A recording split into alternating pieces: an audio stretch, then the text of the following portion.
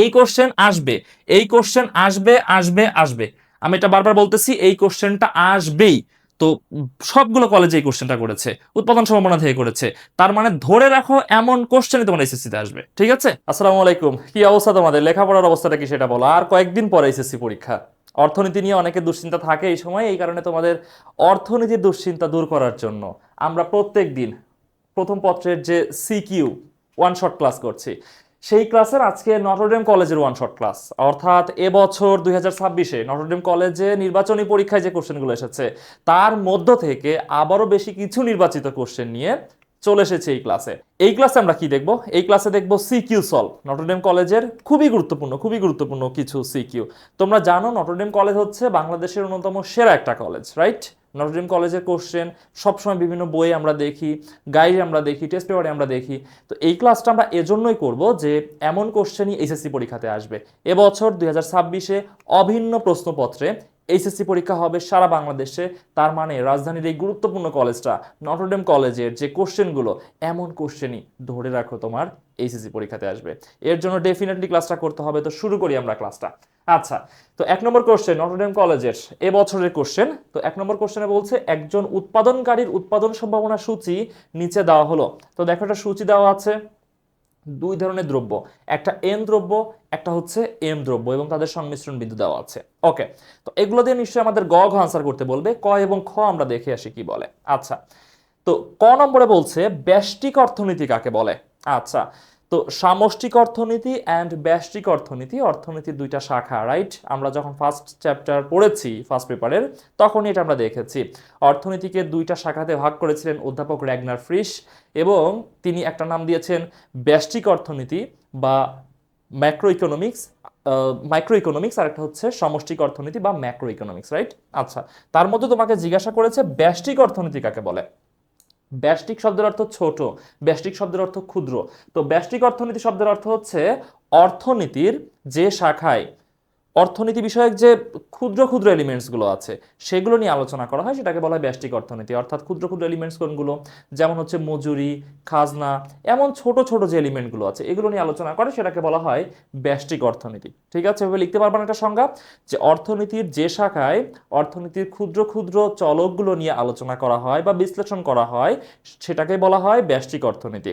আচ্ছা, আর এর উল্টা হচ্ছে সামষ্টিক অর্থনীতি। সামষ্টিক অর্থনীতিতে বড় বড় কনসেপ্ট নিয়ে আলোচনা করা হয়, জাতীয় আয়, তারপর জাতীয় মজুরি তত্ত্ব, ঠিক আছে, শ্রম তত্ত্ব, এমন যে বড় বড় ইয়াগুলো আছে, কনসেপ্টগুলো আছে, সেগুলো নিয়ে আলোচনা করে। খ নম্বরে বলছে নির্দেশমূলক অর্থব্যবস্থায় কেন ধনতান্ত্রিক অর্থব্যবস্থা হতে দাম প্রক্রিয়া পৃথক। আচ্ছা, দেখো তোমাদেরকে আমি যতগুলো ক্লাস নিয়েছি প্রত্যেকটা ক্লাসে দেখবা এই ফার্স্ট চ্যাপ্টারের কোশ্চেন ছিল, প্রত্যেকটা ক্লাসে ছিল। এবং আমরা দেখেছি যে কোশ্চেনটা মোটামুটি মোরালে সিমিলার টাইপের এসেছে।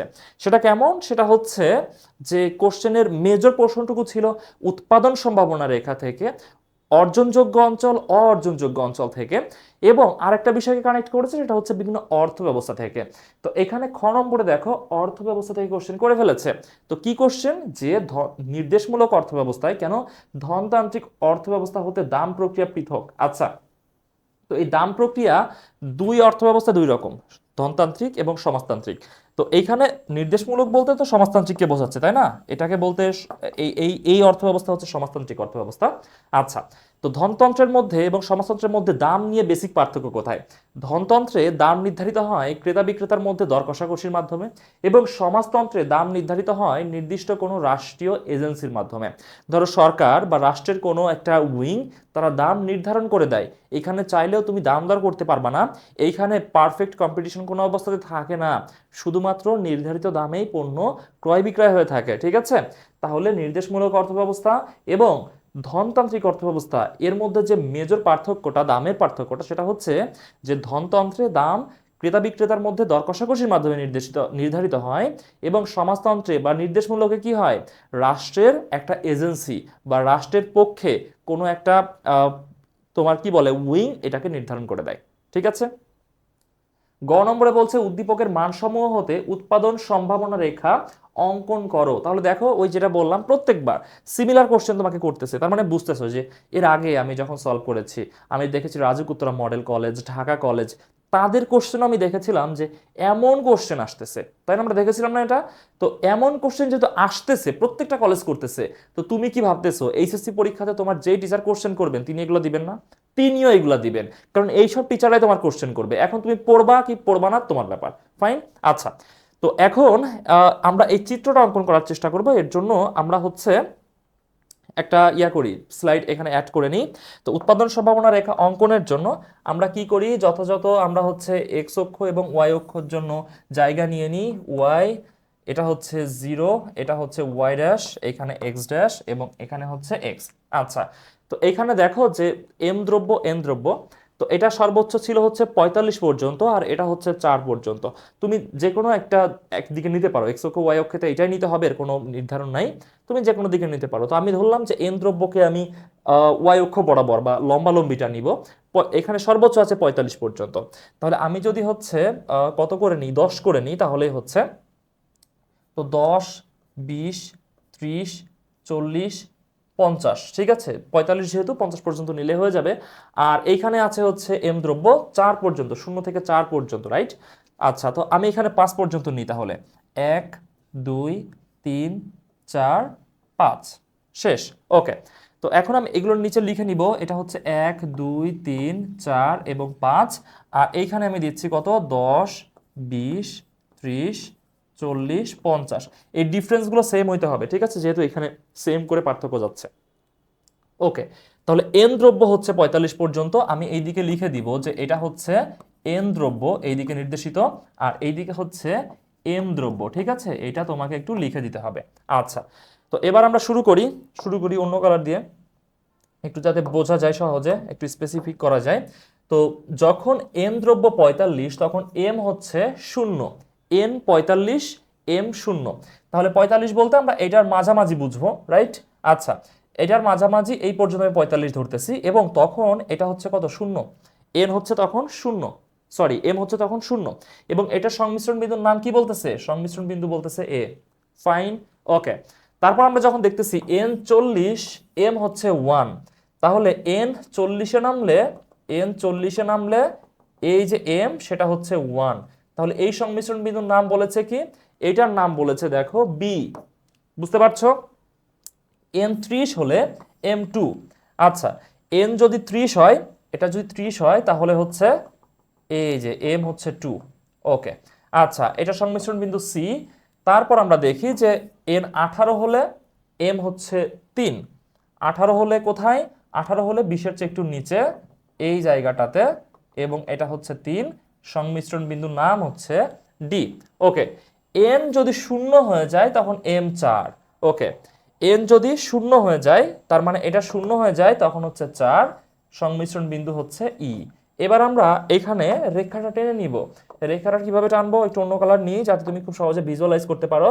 এই যে দেখো, আমরা জাস্ট এইভাবে রেখাটা টেনে নিলাম, তাহলে হবে এই যে এটা হচ্ছে আমাদের রেখা। ওকে, এবার দেখো যে এটা হচ্ছে আমাদের উৎপাদন সম্ভাবনা রেখা। তুমি নিচে লিখে দিবে এভাবে, চিত্র কিসের চিত্র, এটা চিত্র হচ্ছে উৎপাদন সম্ভাবনা রেখা, ঠিক আছে, উৎপাদন সম্ভাবনা রেখা।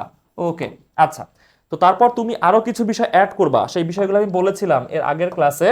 সেটা হচ্ছে যে এর মধ্যে যে কোনো বিন্দুর তুমি নাম দিবা অর্জনযোগ্য অঞ্চল, ঠিক আছে, তুমি এভাবে একটু অ্যারো চিহ্ন দিয়ে বের করে নিতে পারো, নিয়ে এটাকে তুমি লিখবা হচ্ছে অর্জনযোগ্য অঞ্চল, ঠিক আছে, অর্জনযোগ্য অঞ্চল। আচ্ছা, আর এর বাইরের যে কোনো বিন্দু, যেমন হচ্ছে আমরা কি দিতে পারি, এর বাইরের যে কোনো বিন্দু, আমি এই বিন্দু ধরতে পারি, এটাকে আমরা কি লিখবো, অর্জনযোগ্য অঞ্চল, ঠিক আছে, এটাকে আমি লিখবো হচ্ছে অর্জনযোগ্য অঞ্চল। আচ্ছা, এই এতটুকু লিখলে তোমার এখানে মার্কসটা দিয়ে দিবে, তোমাকে এখানে ফুল মার্কসটা দিয়ে দিবে, কিন্তু তার সাথে এক বিষয় অ্যাড করতে হবে, সেটা হচ্ছে অঙ্কনের বিবরণ তোমাকে দিতে হবে। অঙ্কনের বিবরণ আগের ক্লাসগুলো আমি বারবার করে অনুরোধ করছি তোমার কাছে, তুমি যদি আগের ক্লাস না করো তাহলে তুমি ক্ষতিগ্রস্ত হবা, ঠিক আছে? অঙ্কনের বিবরণ বিষয়টা আমি বুঝিয়ে দিয়েছি একদম প্রথম ক্লাসটাতে, যেটাতে হচ্ছে আমরা রাজকুতরা মডেল কলেজের যে ক্লাসটা ছিল। তো অঙ্কনের বিবরণ হচ্ছে just তুমি কিভাবে এটা এঁকেছো সেটা এখানে বিবরণ দিয়ে দিলে হয়ে যাবে, যে আমি এক্স অক্ষ কিভাবে নিয়েছি, ওয়াই অক্ষ কিভাবে নিয়েছি, এক্স অক্ষ কি নির্দেশিত, ওয়াই অক্ষ কি নির্দেশিত। তারপরে এই যে যখন হচ্ছে এম দ্রব্যের উৎপাদন 0 তখন এন দ্রব্য হচ্ছে 45, তারপরে এই যে সেটা সংমিশ্রণ বিন্দু এ, তারপর হচ্ছে এম দ্রব্য যথাক্রমে 1 2 3 4 হলে এন দ্রব্য যথাক্রমে হচ্ছে কত হয়েছিল, 40 হয়েছিল, 30 হয়েছিল, 18 হয়েছিল, 0 হয়েছিল। এভাবে তুমি যখন লিখবা তার সংমিশ্রণ বিন্দুগুলো লিখবা, তারপর তুমি লিখবা যে A B C D E সংমিশ্রণ বিন্দুগুলো যোগ করলে আমরা কি পাই, আমরা পাই হচ্ছে প্রোডাকশন পসিবিলিটি কার্ভ, এটা লিখে দিবা, ঠিক আছে? পিপিসি রেখা, এটা আমরা হচ্ছে পিপিসি রেখা পাই। এখানেও তুমি হচ্ছে লিখে দিও ব্র্যাকেটে পিপিসি, প্রোডাকশন পসিবিলিটি কার্ভ বা উৎপাদন সম্ভাবনা রেখা। এটা হচ্ছে আমাদের গ নম্বরের আনসার। আচ্ছা, তাহলে গ শেষ হলো। ঘ নম্বরে বলতেছে উদ্দীপক অনুযায়ী M5 এবং N18 এবং M2 N5 বিন্দু দুটিতে উৎপাদনের যৌক্তিকতা বিশ্লেষণ করো। তো এটা করতে গেলে তোমাকে এই চিত্রটা আবার আঁকতে হবে, তো আমাদের টাইম ওয়েস্ট হবে, সেজন্য আমি আঁকতেছি না, এক চিত্রের মধ্যে এটা আমি সলভ করে দিব, ঠিক আছে? এক চিত্রের মধ্যে সলভ করে দিব। আমি এই জায়গাটা ক্লিন করি, তাহলে আমার হচ্ছে চিত্রটা সুন্দর হবে। হ্যাঁ, আচ্ছা, তো এখন দেখো যে আমি যদি এখানে ব্যাক করি M5 N18 5 18, তো দেখো 5 18তে কি অবস্থা সৃষ্টি হয়। 5 18, 5 বলতে আমরা বুঝি এইটা, আর 18 বলতে আমরা বুঝি হচ্ছে এটা। তো এই দুইটা যদি আমরা একটু যোগ করি তাহলে কি হচ্ছে দেখো তো, তাহলে এই যে দেখো এখানে M5 বলেছিল না, এই যে দেখো M5 N হচ্ছে 18। আচ্ছা, তাহলে এই এমন একটা অবস্থা তৈরি হচ্ছে এটা। আচ্ছা, ঠিক আছে, এটা একটা বিন্দু আমরা পাচ্ছি, এই বিন্দুর আমি একটা নাম দিই, এটার নাম দিই আমি হচ্ছে F, ঠিক আছে? কারণ এই পর্যন্ত আগে হয়ে গিয়েছে আমাদের। ওকে, তারপর হচ্ছে M2 N5, M2, M হচ্ছে 2, এই যে M হচ্ছে 2, হ্যাঁ? আচ্ছা, M2 আর N কোথায়, N হচ্ছে 5, N হচ্ছে এই যে N, এটা হচ্ছে 5, 5 মানে এই মাঝামাঝি 10 এবং 0 মাঝামাঝি। তাহলে এটা যদি আমরা টানি তাহলে হচ্ছে এই পর্যন্ত আসতেছে, তাই না? এই যে এটার নাম দিই আমরা জি। ওকে, তো এখন দেখো যে এই শর্ত মেনে আমরা যখন নতুন চিত্র অঙ্কন করব, নতুন চিত্রটা দেখতে হবে ঠিক এমন। এটা কিন্তু ঘ নম্বরের চিত্র, এটা গ নম্বরের না। গ নম্বরে তুমি এটা অঙ্কন করবা, বিবরণ দিবা, সবকিছু শেষ করবা। ধরো যে গ নম্বর তুমি দিলা, গ নম্বর দিয়ে তুমি লিখবা যে হচ্ছে উদ্দীপকের সূচি ব্যবহার করে নিচে উৎপাদন সম্ভাবনা রেখা অঙ্কন করা হলো, অঙ্কন করবা, তার বিবরণ দিবা, সবকিছু শেষ। আচ্ছা, তারপর ঘ নম্বরে যখন আসবা, ঘ নম্বরে লিখবা যে প্রদত্ত শর্তের ভিত্তিতে নতুন করে উৎপাদন সম্ভাবনা রেখা এবং শর্তের বিন্দু নির্ণয় করা হলো। তারপর তুমি এই চিত্রটা আবার অঙ্কন করবা, ঠিক আছে? আমি এখানে ফার্স্ট যাওয়ার জন্য নতুন করে আরেকটা চিত্র অঙ্কন করি নাই। আচ্ছা, তো দুইটা বিন্দু আমরা পেয়ে গিয়েছি। তো এখন যৌক্তিকতা বিশ্লেষণ করতে হবে না তোমাকে? যৌক্তিকতা বিশ্লেষণ করার জন্য মূলত তোমাকে এইখানে এই যে অঙ্কনের বিবরণ, এই জায়গাতে তোমাকে লিখতে হবে যৌক্তিকতা বিশ্লেষণ, ঠিক আছে? যৌক্তিকতা বিশ্লেষণ। এবার তুমি যৌক্তিকতা বিশ্লেষণ করবা, ফাইন। আচ্ছা, তো এখন কোনটা যৌক্তিক নাকি একটাও যৌক্তিক কিনা সেটা আমরা দেখি। তো এই যে এফ বিন্দু, এটা কি এই অর্জনযোগ্য অঞ্চলের মধ্যে চলে আসতেছে না? মানে বাইরের যে কোনো বিন্দু সেখানে চলে আসতেছে, অর্থাৎ এই জায়গাতে কোনো অবস্থাতে তুমি উৎপাদন করতে পারবে না। এর কারণ হচ্ছে তোমার এই পর্যন্ত সম্পদ নাই, তোমার সম্পদের লিমিটেশন হচ্ছে এই পর্যন্ত। মানে তুমি এই যে এন দ্রব্য, এইখানে এন দ্রব্য সর্বোচ্চ এই পর্যন্ত আসতে পারতা, এবং যদি সর্বোচ্চ এই পর্যন্ত আসো মানে 18 পর্যন্ত আসো, তুমি সর্বোচ্চ গেলে 3 পর্যন্ত আসতে পারতা, কিন্তু তুমি যাচ্ছ 5 পর্যন্ত, যেটা ইম্পসিবল, ঠিক আছে? 5 পর্যন্ত যাওয়ার কোনো সুযোগই নাই, এটা সম্পূর্ণ বাইরের। আচ্ছা, তার মানে এটা অর্জনযোগ্য, এই পর্যন্ত উৎপাদন পরিচালনা করা অসম্ভব, ফাইন। আচ্ছা, তারপর জি বিন্দুতে আসলে এটা হচ্ছে আমাদের অদক্ষ উৎপাদন, ঠিক আছে? যদি এমন হয় ভিতরের কোনো বিন্দুতে উৎপাদন চলতেছে, সেটাকে আমরা কি বলবো? সেটাকে আমরা বলবো হচ্ছে অদক্ষ উৎপাদন। কেন আমরা অদক্ষ উৎপাদন বলবো? কারণ হচ্ছে এটা তো অর্জনযোগ্য, তাহলে কেন আমরা অদক্ষ বলতেছি? অদক্ষ বলতেছি এই কারণে যে এইখানে তুমি একটা বিষয় খেয়াল করো যে আমরা চাইলেই যখন আমরা 5 একক এন উৎপাদন করতেছিলাম, তখন চাইলেই আমরা এই দিকে এতটুকু বৃদ্ধি করতে পারতাম, ঠিক আছে? আমরা এই এমটাকে চাইলেই এই প্রায় 4 পর্যন্ত বৃদ্ধি করতে পারতাম, কিন্তু না করে আমরা 2-এ থেমে গেছি, তার মানে আমাদের উৎপাদনটা কম হচ্ছে। আবার আমরা যখন এই 2 পর্যন্ত উৎপাদন করি, তখন চাইলেই এই এনটাকে আমরা এই দিকে তুলে ঠিক 30 পর্যন্ত আনতে পারতাম, কিন্তু 30-এ না গিয়ে আমরা 5-এ থেমে যাচ্ছি। তার মানে এটা কি হচ্ছে? এটা হচ্ছে যে তোমার অদক্ষ, কারণ আমরা এই দিকেও বৃদ্ধি করতে পারতাম আবার এই দিকেও বৃদ্ধি করতে পারতাম, যে কোনো একদিকে অ্যাটলিস্ট বৃদ্ধি করতে পারতাম, মানে দুইটা একসাথে করতে পারতাম না। এইটা ফিক্সড রাখলে এইটা মানে উপরের দিকে না ওঠাও তুমি, মানে এন যদি বৃদ্ধি না করো তাহলে এম কে তুমি এই পর্যন্ত আনতে পারতা। আবার তুমি যদি হচ্ছে এম কে বৃদ্ধি না করো এইখানে রেখে দাও, তাহলে এটাকে তুমি 30 পর্যন্ত উঠাইতে পারতা, মানে যে কোনো একদিকে আরো এক্সটেন্ড করা যাইতো। ঠিক আছে, হয় এম না হলে এন, যে কোনো একটার উৎপাদন আরো বেশি বৃদ্ধি করা যাইতো, কিন্তু তুমি সেটা করো না। যখন আমরা করতেছি না সেটা হচ্ছে অদক্ষ উৎপাদন, তার মানে এটাও যৌক্তিক না, এটাও যৌক্তিক না। এটা যৌক্তিক না এই কারণে যে আমরা ওই পর্যন্ত উৎপাদন করতে পারি না, আমাদের সম্পদ নাই। আর এটা যৌক্তিক না এই কারণে যে আমাদের যে সম্পদ আছে তাই দিয়ে কি হতো, আরো বেশি উৎপাদন করা যেত। ঠিক আছে, অর্থাৎ দুইটাই অযৌক্তিক। ফাইন, ওকে। তো এই কোশ্চেন আসবে, এই কোশ্চেন আসবে আসবে আসবে, আমি এটা বারবার বলতেছি, এই কোশ্চেনটা আসবেই। তো সবগুলো কলেজে এই কোশ্চেনটা করেছে, উৎপাদন সম্ভাবনা থেকে করেছে, তার মানে ধরে রাখো এমন কোশ্চেনই তোমার এসএসসিতে আসবে। ঠিক আছে, ওকে। তাহলে এটা এটা হচ্ছে ডান, এটা আমরা ডান লিখে দিই, এটা আমরা শিখতে পারলাম, খুবই গুরুত্বপূর্ণ একটা কোশ্চেন আমরা শিখে গেলাম, রাইট? ওকে। তো তারপর আমরা 2 নম্বর কোশ্চেনে চলে আসি। একজন উৎপাদনকারীর উৎপাদন সম্ভাবনা সূচি নিচে দেওয়া হলো। 1 নম্বর কোশ্চেনটা ছিল ফার্স্ট চ্যাপ্টার থেকে, আর এটা করেছে কি একজন উৎপাদনকারীর উৎপাদন সম্ভাবনা সূচি, তার মানে এটা হচ্ছে আমাদের সেকেন্ড চ্যাপ্টার থেকে, ভোক্তা ও উৎপাদকের আচরণ চ্যাপ্টার থেকে করা কোশ্চেন। ঠিক আছে, আচ্ছা। তো দেখো দাম দেওয়া আছে, এই দামের ভিত্তিতে এক্স দ্রব্যের চাহিদা দেওয়া আছে এবং এ দ্রব্যের চাহিদা দেওয়া আছে এবং বি দ্রব্যের চাহিদা দেওয়া আছে। ঠিক আছে, তো এটা দিয়ে আমরা গ ঘ আনসার করবো, তার আগে দেখি আমরা ক খতে কি কোশ্চেন করে। ক নম্বরে কোশ্চেন করছে ঋণাত্মক প্রান্তিক উপযোগ কাকে বলে। আচ্ছা, তো কোন দ্রব্য, একটি নির্দিষ্ট পরিমাণ দ্রব্য আমরা যদি কোনো প্রকার সময় বিরতি না দিয়ে কনজিউম করতে থাকি সেম অনুপাতে, তাহলে কি হয়, আমাদের অতিরিক্ত পণ্য ভোগের ফলে যে উপযোগটা পায় সেটাকে বলে প্রান্তিক উপযোগ, সেটা হ্রাস পেতে থাকে এবং হ্রাস পেতে পেতে এক সময় সেটা কি হয়, শূন্য হয় এবং শূন্য হওয়ার পরে সেটা ঋণাত্মক হয়ে যায়।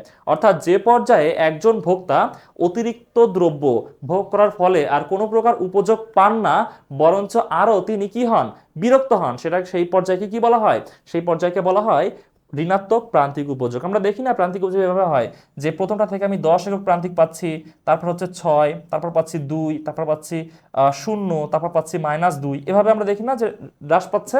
বিষয়টা হচ্ছে ঠিক এমন, বুঝতে পারছো? আচ্ছা, তারপর দেখি আমরা যোগান রেখা কি সর্বদাই ঊর্ধ্বগামী হয়। এই কোশ্চেনটা এর আগে অন্য কলেজেও এসেছে, অন্য কলেজগুলোতে দেখেছি আমরা, তার মানে এইগুলো খুবই গুরুত্বপূর্ণ কোশ্চেন। ঠিক আছে, যোগান রেখার আকৃতি কেমন হয় তোমাদেরকে দেখায়। এই যে ধরো আমরা এক্স এবং ওয়াই অক্ষ ধরে নিচ্ছি, ঠিক আছে, ওকে। তো এখন যোগান রেখাগুলো নর্মালি হয় এমন, এমন হয় হচ্ছে যোগান রেখা, যে দাম যত বৃদ্ধি পায় এর সাথে সাথে যোগানটাও বৃদ্ধি পায়। এইদিকে ধরো হচ্ছে দাম, এইদিকে হচ্ছে যোগান। ঠিক আছে, দাম উপরের দিকে বৃদ্ধি পাচ্ছে এবং যোগানও এদিকে বৃদ্ধি পাচ্ছে, এটা হচ্ছে নর্মাল। বাট এর তো কিছু ব্যতিক্রম আছে। এর ব্যতিক্রমগুলো কি কি আমি এর আগের ক্লাসগুলোতে বলেছি। এর প্রধান ব্যতিক্রম হচ্ছে যে তোমার হচ্ছে যেই সব দ্রব্যের যোগান সীমাবদ্ধ, ঠিক আছে, সীমাবদ্ধ যোগান, সীমাবদ্ধ যোগান, সীমাবদ্ধ যোগান, সীমাবদ্ধ যোগান কোন সব পণ্যের আছে, যেমন দুর্লভ বস্তু, ধরো যে ডাক টিকিট, ধরো যে কয়েন, পুরাতন কয়েন, তুমি চাইলে পুরাতন কয়েনের যোগানকে বৃদ্ধি করতে পারবে। ধরো যে এখন ঘোষণা দেওয়া হলো যে ব্রিটিশ ভারতের যে মুদ্রাগুলো ছিল, যে কয়েনগুলো ছিল, এগুলো এখন একটা কয়েন দিতে পারলে তোমাকে 1,00,000 টাকা করে দেওয়া হবে। আগে হয়তো তোমার 50 টাকা 100 টাকাতে বিক্রি হতো এগুলা, এখন বলতেছে যে 1,00,000 টাকা দেওয়া হবে। তাহলে কি তুমি ইচ্ছা রকম ব্রিটিশ ভারতের মুদ্রা দিতে পারবে কাউকে? কারণ এটা তো লিমিটেড, যা আছে তাই, নতুন করে উৎপাদন হচ্ছে না এগুলা। তো এগুলো হচ্ছে সীমাবদ্ধ যোগান, এইগুলো দাম বৃদ্ধি পেলেও যোগান কখনো বৃদ্ধি পায় না। তো যেহেতু দাম বৃদ্ধি পেলে যোগান বৃদ্ধি পায় না, তার মানে রেখাটা ঠিক উপরের দিকে ওঠে না, দাম বৃদ্ধি পেলেও এটা এই দিকেই চলতে থাকে, এই দিকেই চলতে থাকে, মানে যোগানের কোনো পরিবর্তন হয় না। ঠিক আছে, এই দিকে না, আমি এটা ভুল দেখাইলাম, এটা এই দিকে চলতে থাকে, যে দাম উপরের দিকে যতই বৃদ্ধি পাক যোগান আর এই দিকে আসে না, এই দিকে আসে না, সেটা একটা ফিক্সড পর্যায়ে থাকে, বুঝতে পারছো? আর 2 নম্বর ব্যতিক্রম হচ্ছে শ্রমের যোগান। 2 নম্বর ব্যতিক্রম হচ্ছে শ্রমের যোগান। শ্রমের যোগানের ক্ষেত্রে দেখবা যে রেখাটা ঠিক এমন হয়, রেখাটা হয় ঠিক এমন। ঠিক আছে, তো তুমি শ্রমিকের বেতন প্রথমে বাড়াইলা, তারপর সে শ্রমটা বাড়াই দিল, কিন্তু অতিরিক্ত বাড়াইলে দেখবা সে শ্রমটা না বাড়িয়ে উল্টা আরো কিছুটা কমাই দিবে। শ্রমবাজার চ্যাপ্টার 5th চ্যাপ্টারের ম্যাথ এর আগের ক্লাসটাতে একটা করানো হয়েছে, খুব সুন্দর করে বোঝানো হয়েছে, তো ওই ক্লাসগুলো অবশ্যই অবশ্যই দেখবা, বুঝছো, এগুলো ইম্পর্টেন্ট। তো শ্রমের যোগানের ক্ষেত্রে যেটা হয় যে এটা সবসময় ঊর্ধ্বগামী হয় না, শ্রমিকের যে পারিশ্রমিক সেটা সামান্য কিছুটা বাড়াইলে তিনি একটু শ্রমটা বাড়ান, বাট অতিরিক্ত বাড়াইলে তিনি শ্রম আর উল্টা কমিয়ে দেন। ঠিক আছে, তাহলে তুমি লিখবা যে যোগান রেখা সর্বদাই ঊর্ধ্বগামী হয় না, সীমাবদ্ধ যোগান এবং শ্রমের যোগানের ক্ষেত্রে এই বিধিটি অনুসরণ করে না। ঠিক আছে, এবার তুমি এক্সপ্লেন করবা যে হচ্ছে কিভাবে সীমাবদ্ধ যোগান এবং কিভাবে শ্রমের যোগান এই বিধিটাকে করে ডিকটেট হচ্ছে ভায়োলেট করে। এটা তুমি একটু জাস্ট এক্সপ্লেন করবা যেভাবে আমি বললাম কথাগুলো, এগুলোই। গ নম্বরে কি বলতেছে দেখো, গ নম্বরে বলতেছে যে উদ্দীপক হতে এ দ্রব্যের চাহিদা সমীকরণ তৈরি করো। এক্সিলেন্ট একটা question, excellent, just I would say excellent. এইগুলা পরীক্ষাতে আসবে, এইগুলাই তোমার পরীক্ষাতে আসবে। এখন তুমি পারবা কি পারবা না ডিপেন্ড করতেছে তুমি এখান থেকে শিখতেছো কিনা। এখান থেকে শিখো ভাই, এটা পরীক্ষাতে আসবে। এ দ্রব্যের, তার মানে তুমি বি দ্রব্য এখন কল্পনা করো না, এটা বাদ, এটা বাদ, এটা নাই। এ দ্রব্যের দামের সাথে কি হচ্ছে, এর চাহিদা সমীকরণ তৈরি করো। তো চাহিদা সমীকরণের জন্য তুমি কল্পনা করো, এটাকে তুমি P1 ধরো, এটাকে তুমি P2 ধরো, এটাকে তাহলে তুমি Q1 ধরো, এটাকে তুমি Q2 ধরো। ঠিক আছে, ওকে। তাহলে এটাতে সমীকরণ তৈরি করতে পারবো না আমরা। তো চাহিদা সমীকরণ তৈরির একটা ফর্মুলা তো আছে, এই ফর্মুলাটা কি বলতো? এই ফর্মুলাটা হচ্ছে QD minus Q1 divided by Q1 minus Q2 is equal to P minus P1 divided by P1 minus P2। এই ফর্মুলাটা যারা এর আগে শুনো নাই, এর আগে দেখো নাই, এর আগে জানো নাই, মাস্ট লিখে নাও, পরীক্ষাতে আসবে কিন্তু। আমি বারবার বলতেছি এটা পরীক্ষাতে আসবে, লিখে নাও। ঠিক আছে, কিছু কিছু বই আছে, কিছু কিছু বই নাই, এই কারণে বলতেছি লিখে নাও। এটা এটা যখন করা হয়ে যাবে স্ক্রিনশট রেখে দিবা বা হচ্ছে ভিডিওটা সেভ করে রাখবা। আচ্ছা, তো এখন আমি একটা বিষয় এখানে অ্যাড করে দিই। সেই বিষয়টা হচ্ছে যে এইখানে এইখানে হচ্ছে কিউডি বলতে চাহিদার পরিমাণকে বোঝাচ্ছে, পি বলতে প্রাইসকে বোঝানো হচ্ছে। তো এইখানে হচ্ছে Q1 সমান কত, Q1 সমান কত দেখো, এইখানে Q1 সমান হচ্ছে 12, Q2 সমান হচ্ছে 8। তাহলে এটা হচ্ছে 12 এবং Q2 সমান হচ্ছে 8। ঠিক আছে, আর P1 সমান কত, P1 সমান 4, P2 সমান 6। আচ্ছা, এখানে সব বাংলাতে আছে, বাট আমি এখানে ইংলিশে লিখতেছি। ইংলিশে লিখি, ইংলিশে লিখতে ফাস্ট হয় লেখা। ঠিক আছে, তো তোমরা হচ্ছে এখানে যেহেতু বাংলাতে আছে বাংলাতে লিখো, আমি একটু ফাস্ট যাওয়ার জন্য ইংলিশে লিখতেছি। ঠিক আছে, কিছু মনে করো না। মূলত কোশ্চেনে যে ল্যাঙ্গুয়েজে থাকে বা যে ভাষাতে থাকে সেভাবে লিখতে হয়। আর যদি মনে করো যে না ভাইয়া বাংলাতেই লিখেন, কেন ইংলিশে লিখতেছেন, তাহলে আমি হচ্ছে বাংলাতে লিখে দিচ্ছি। মানে এইখানে এই যে কিউপি এগুলো বাংলা করতে হবে না, তোমাকে জাস্ট বাংলা করতে হবে সংখ্যাগুলো। তাহলে এখন Q1 লিখবো হচ্ছে আমরা 12, Q2 8। তাহলে এটাকে লিখবো আমরা 12, এটা লিখবো 8, এবং এই যে P1 4, P2 6, P1 4 এবং P2 হচ্ছে 6। এইটা দিয়ে, এই তথ্যটা দিয়ে আমরা এই ম্যাথটা করব। ওকে, শেষ। আচ্ছা, এখন আমরা ম্যাথে আসি। দেখো ম্যাথে আমরা কি লিখবো, ম্যাথে প্রথমে লিখবো হচ্ছে বা কিউ অফ ডির কোনো ভ্যালু নাই, তাহলে এটা বসিয়ে দাও। মাইনাস Q1 এর মান হচ্ছে 12, তাহলে এখানে 12 লিখো। আচ্ছা, তারপর Q1 এর মান হচ্ছে 12 মাইনাস Q2 এর মান হচ্ছে 8 সমান। আচ্ছা, P এর কোনো মান নাই, দেখো P1 এর মান আছে, তো P রেখে দাও। P1 এর মান হচ্ছে 4। আচ্ছা, P1 এর মান হচ্ছে 4 মাইনাস P2 এর মান হচ্ছে 6। বুঝতে পারছো? আচ্ছা, তো এখন একটা জিনিস খেয়াল করো যে এখানে বা লিখতে হবে, এখানে সমান দিলে কিন্তু ভুল হয়ে যাবে, কারণ মাঝে সমান চিহ্ন থাকলে সামনের দিকে অর অথবা বা লিখতে হয় এমন। আচ্ছা, তো এবার আমরা একটু ক্যালকুলেশন করা ট্রাই করি, তাহলে হয়ে যাবে কিউ অফ ডি মাইনাস 12 বিয়োগ করা যায় না কিউ অফ ডি থেকে, 12 থেকে 8 বিয়োগ করলে 4 থাকে, সমান পি থেকে কখনো 4 বিয়োগ করা যায় না, 4 থেকে 6 বিয়োগ করলে -2 থাকে। বুঝতে পারছো? এবার আমরা যেটা করব আর গুণন, মানে ক্রস মাল্টিপ্লিকেশন যেটাকে বলে, এখান থেকে এটা এবং এখান থেকে এটাকে আমরা গুণ করব। তো দেখো গুণ করলে কেমন হয়, আমরা কিউ অফ ডিটার আগে গুণ করি। তো এখানে আছে -2, যারা এইসব গুণগুলো একটু সব বুঝতে কষ্ট হয় তারা একটু খেয়াল করে, আমি সহজে গুণ করে দেখাচ্ছি। একবারে গুণ করতেছি না, একটু সহজে লিখতেছি যাতে তুমি বুঝতে পারো। কিউ অফ ডি -12 এবং সামনে এই যে -2 এটা বসে গেল গুণ আকারে, ব্র্যাকেটের সামনে বসা মানে গুণ আকারে বসছে, সমান এই 4 এদিকে গুণ করতে হবে। তো 4 পি মাইনাস 4। ঠিক আছে, বুঝতে পারছো? ওকে, তো এখন আমরা এটা গুণ করি। দেখো গুণ করলে -2 কিউ অফ ডি, মাইনাসে মাইনাসে প্লাস, 12 দুগুণা হচ্ছে 24, মানে গুণ দুইটার সাথেই করতে হবে, একটার সাথে করলে হবে না, সমান 4 এর সাথে পি গুণ করলে হচ্ছে 4p মাইনাস 4 4 হচ্ছে 16। ফাইন। তো আমরা যে ফর্মুলা জানি, এই ফর্মুলাতে কি হয়, কিউ অফ ডিটা সবসময় বাঁ দিকে থাকে এবং পিটা থাকে ডান দিকে, সেভাবে আমরা সেট করে নিব। তো দেখো যে আমি মাইনাস এখানে এখানে লিখলে তোমরা দেখতে পাবে না, আমি সাইডে চলে আসি, দেখো সাইডে আমরা -2 কিউ অফ ডি লিখে দিব, -2 কিউ অফ ডি রেখে দিব, নিয়ে বাকিগুলো সব ডান সাইডে পাঠিয়ে দিব। তো এইখানে ছিল কত, 4p - 16, 4p - 16, আর এটা হচ্ছে এই যে +24, এটা ওইদিকে গেলে কি হবে, -24। ওকে, তো এবার এইখানে দেখো -2 Q of D is equal to এই যে 4p, দুইটাই মাইনাস মানে কি যোগ করতে হয়। তো -16 এবং -24 দুইটা যোগ করলে কত হয়, 40 হয়। তাহলে এইখানে হচ্ছে -40। আচ্ছা, তো এখন আমাদেরকে যেটা করতে হবে সেটা হচ্ছে যে এই যে -2 এটা এদিকে রাখা যাবে না, শুধু কিউ অফ ডি রাখতে হবে। তো এইদিকে এটা গুণ অবস্থায়, ওইদিকে গেলে ভাগ হয়ে যাবে, রাইট? আচ্ছা, তাহলে Q of D is equal to 4p - 40 divided by -2। এখন এটা আমরা কাটবো কিভাবে? কাটার জন্য এটা আমরা সিস্টেম বের করি। দেখো আমরা কি করব, এই যে -2 আছে না, আমরা এই উপর থেকে 2 কমন নিব, 2 কমন নিব, কারণ 4 এবং 40 দুইটাকে 2 দিয়ে ভাগ করা যায়। তো এখন দেখো যে মাইনাসও কমন নেওয়া যায়, মাইনাস কমন নিলে কি হবে, প্লাসটা মাইনাস হয়ে যাবে, মাইনাসটা প্লাস হয়ে যাবে। মাইনাস কমন নিলে ভিতর ব্র্যাকেটের ভিতরে যেটা থাকে চিহ্ন পরিবর্তন করতে হয়, ঠিক আছে? এটা ওই ক্লাস 7 8 আমরা যেমন ফর্মুলা শিখি তেমন। তাহলে এটা মাইনাস হবে, এটা প্লাস হবে, তো যেহেতু এটা প্লাস হবে এটা আমি সামনে লিখি আর মাইনাসটা পরে লিখি, তাহলে চিহ্নের ঝামেলা একটু কমে যায়। তো এই 40কে 2 দিয়ে ভাগ করলে হয় 20, এই মাইনাস উঠে যাচ্ছে কারণ এই সামনে আমরা মাইনাস কমন নিয়ে ফেলেছি। আচ্ছা, আর এটা প্লাস ছিল তার মানে মাইনাস হবে, তার মানে এটা মাইনাস হলো। এবং এই যে 4কে 2 দিয়ে ভাগ করলে 2 থাকে এবং সাথে থাকে হচ্ছে কি পি, আর নিচে -2।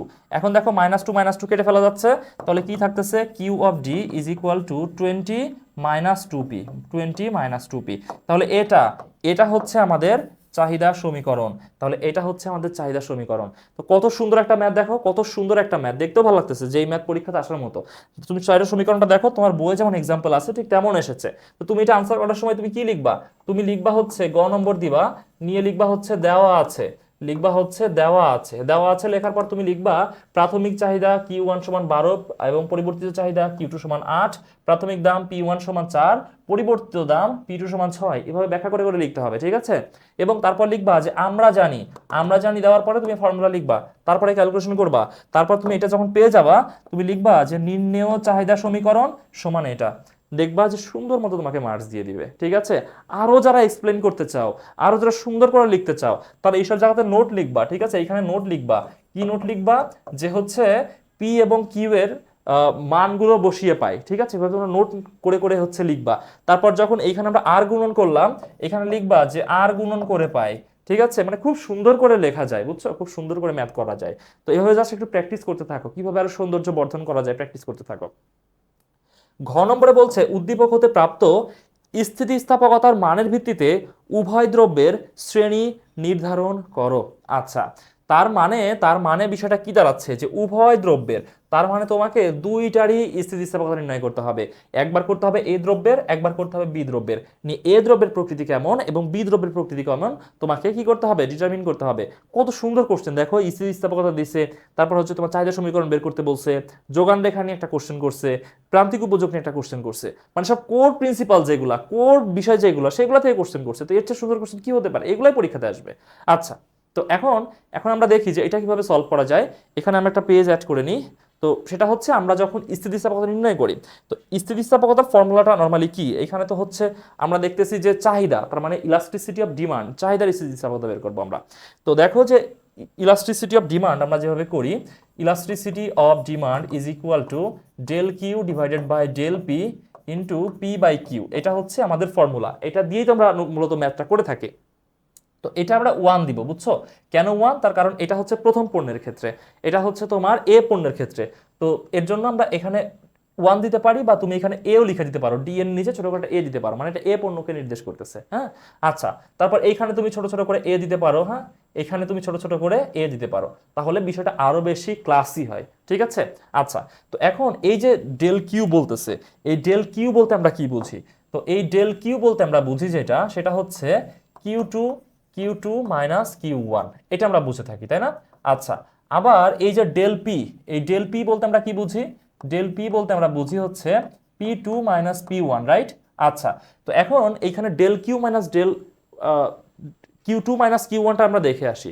তো এখানে Q2 কোনটা? Q2 হচ্ছে এটা এবং Q1 হচ্ছে এটা, তার মানে 8 বিয়োগ 12, তাই না? তাহলে এইখানে আমরা লিখবো কি, বাংলাতে যেহেতু আছে 8 বিয়োগ 12, তাহলে কত আসে? এখানে আসে হচ্ছে -4। বুঝতে পারছো, বড় সংখ্যার আগে মাইনাস ছিল এই কারণে। এবং P2 হচ্ছে 6, P1 হচ্ছে 4, তাহলে 6 বিয়োগ 4, এখানে আমরা লিখবো হচ্ছে 6 বিয়োগ 4, ঠিক আছে? ওকে, তো 6 থেকে 4 বিয়োগ করলে 2 হয়। এত ছোট ম্যাথ আমরা তো নিশ্চয়ই পারবো, রাইট? আচ্ছা, তো এটাকে আমরা একটু আলাদা করে রেখে দিই, এটা একটা বক্স আকারে আমরা উপরে লিখলাম। তো তোমরা কিন্তু বক্স করে লিখবা না, তোমরা পরীক্ষাতে লিখবা যে দেওয়া আছে কিউ, প্রাথমিক দাম এত, পরিবর্তিত দাম এত, প্রাথমিক চাহিদা এত, পরিবর্তিত চাহিদা এত, ঠিক আছে? মানে প্রাথমিক দামকে লিখবা P1, পরিবর্তিত দামকে লিখবা P2, প্রাথমিক চাহিদাকে লিখবা Q1, পরিবর্তিত চাহিদাকে লিখবা তুমি হচ্ছে Q2, এভাবে তুমি লিখবা। লেখার পরে তুমি লিখবা যে অর্থাৎ অতএব দামের পরিবর্তন ডেল পি সমান এটা বের করবা, অতএব চাহিদার পরিবর্তন ডেল কিউ সমান এটা বের করবা। করার পর তুমি লিখবা যে আমরা জানি দিয়ে তুমি এই ফর্মুলাতে চলে আসবা, ঠিক আছে। এইখানে কি লিখে আসবা, এখানে লিখবা হচ্ছে আমরা জানি, ঠিক আছে। আমরা জানি দিয়ে তুমি হচ্ছে এটা লেখা শুরু করবা। তারপর আমরা জাস্ট এখানে ভ্যালুগুলো ইনপুট করলে আমরা এটা আনসারে চলে আসবো।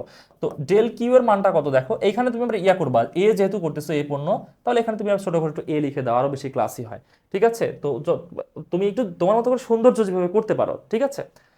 তো এটার মান হচ্ছে -4, তো আমরা হচ্ছে ডেল কিউবের মান পাচ্ছি -4, আর ডেল পি এর মান কত, ডেল পি এর মান হচ্ছে 2 গুণ এই পি এ বলতে বোঝানো হচ্ছে প্রাইস ইনিশিয়াল বা প্রাথমিক যে দাম সেটা। তো প্রাথমিক দাম কোনটা, প্রাথমিক দাম হচ্ছে এইটা 4, তার মানে এখানে আমি 4 বসাবো।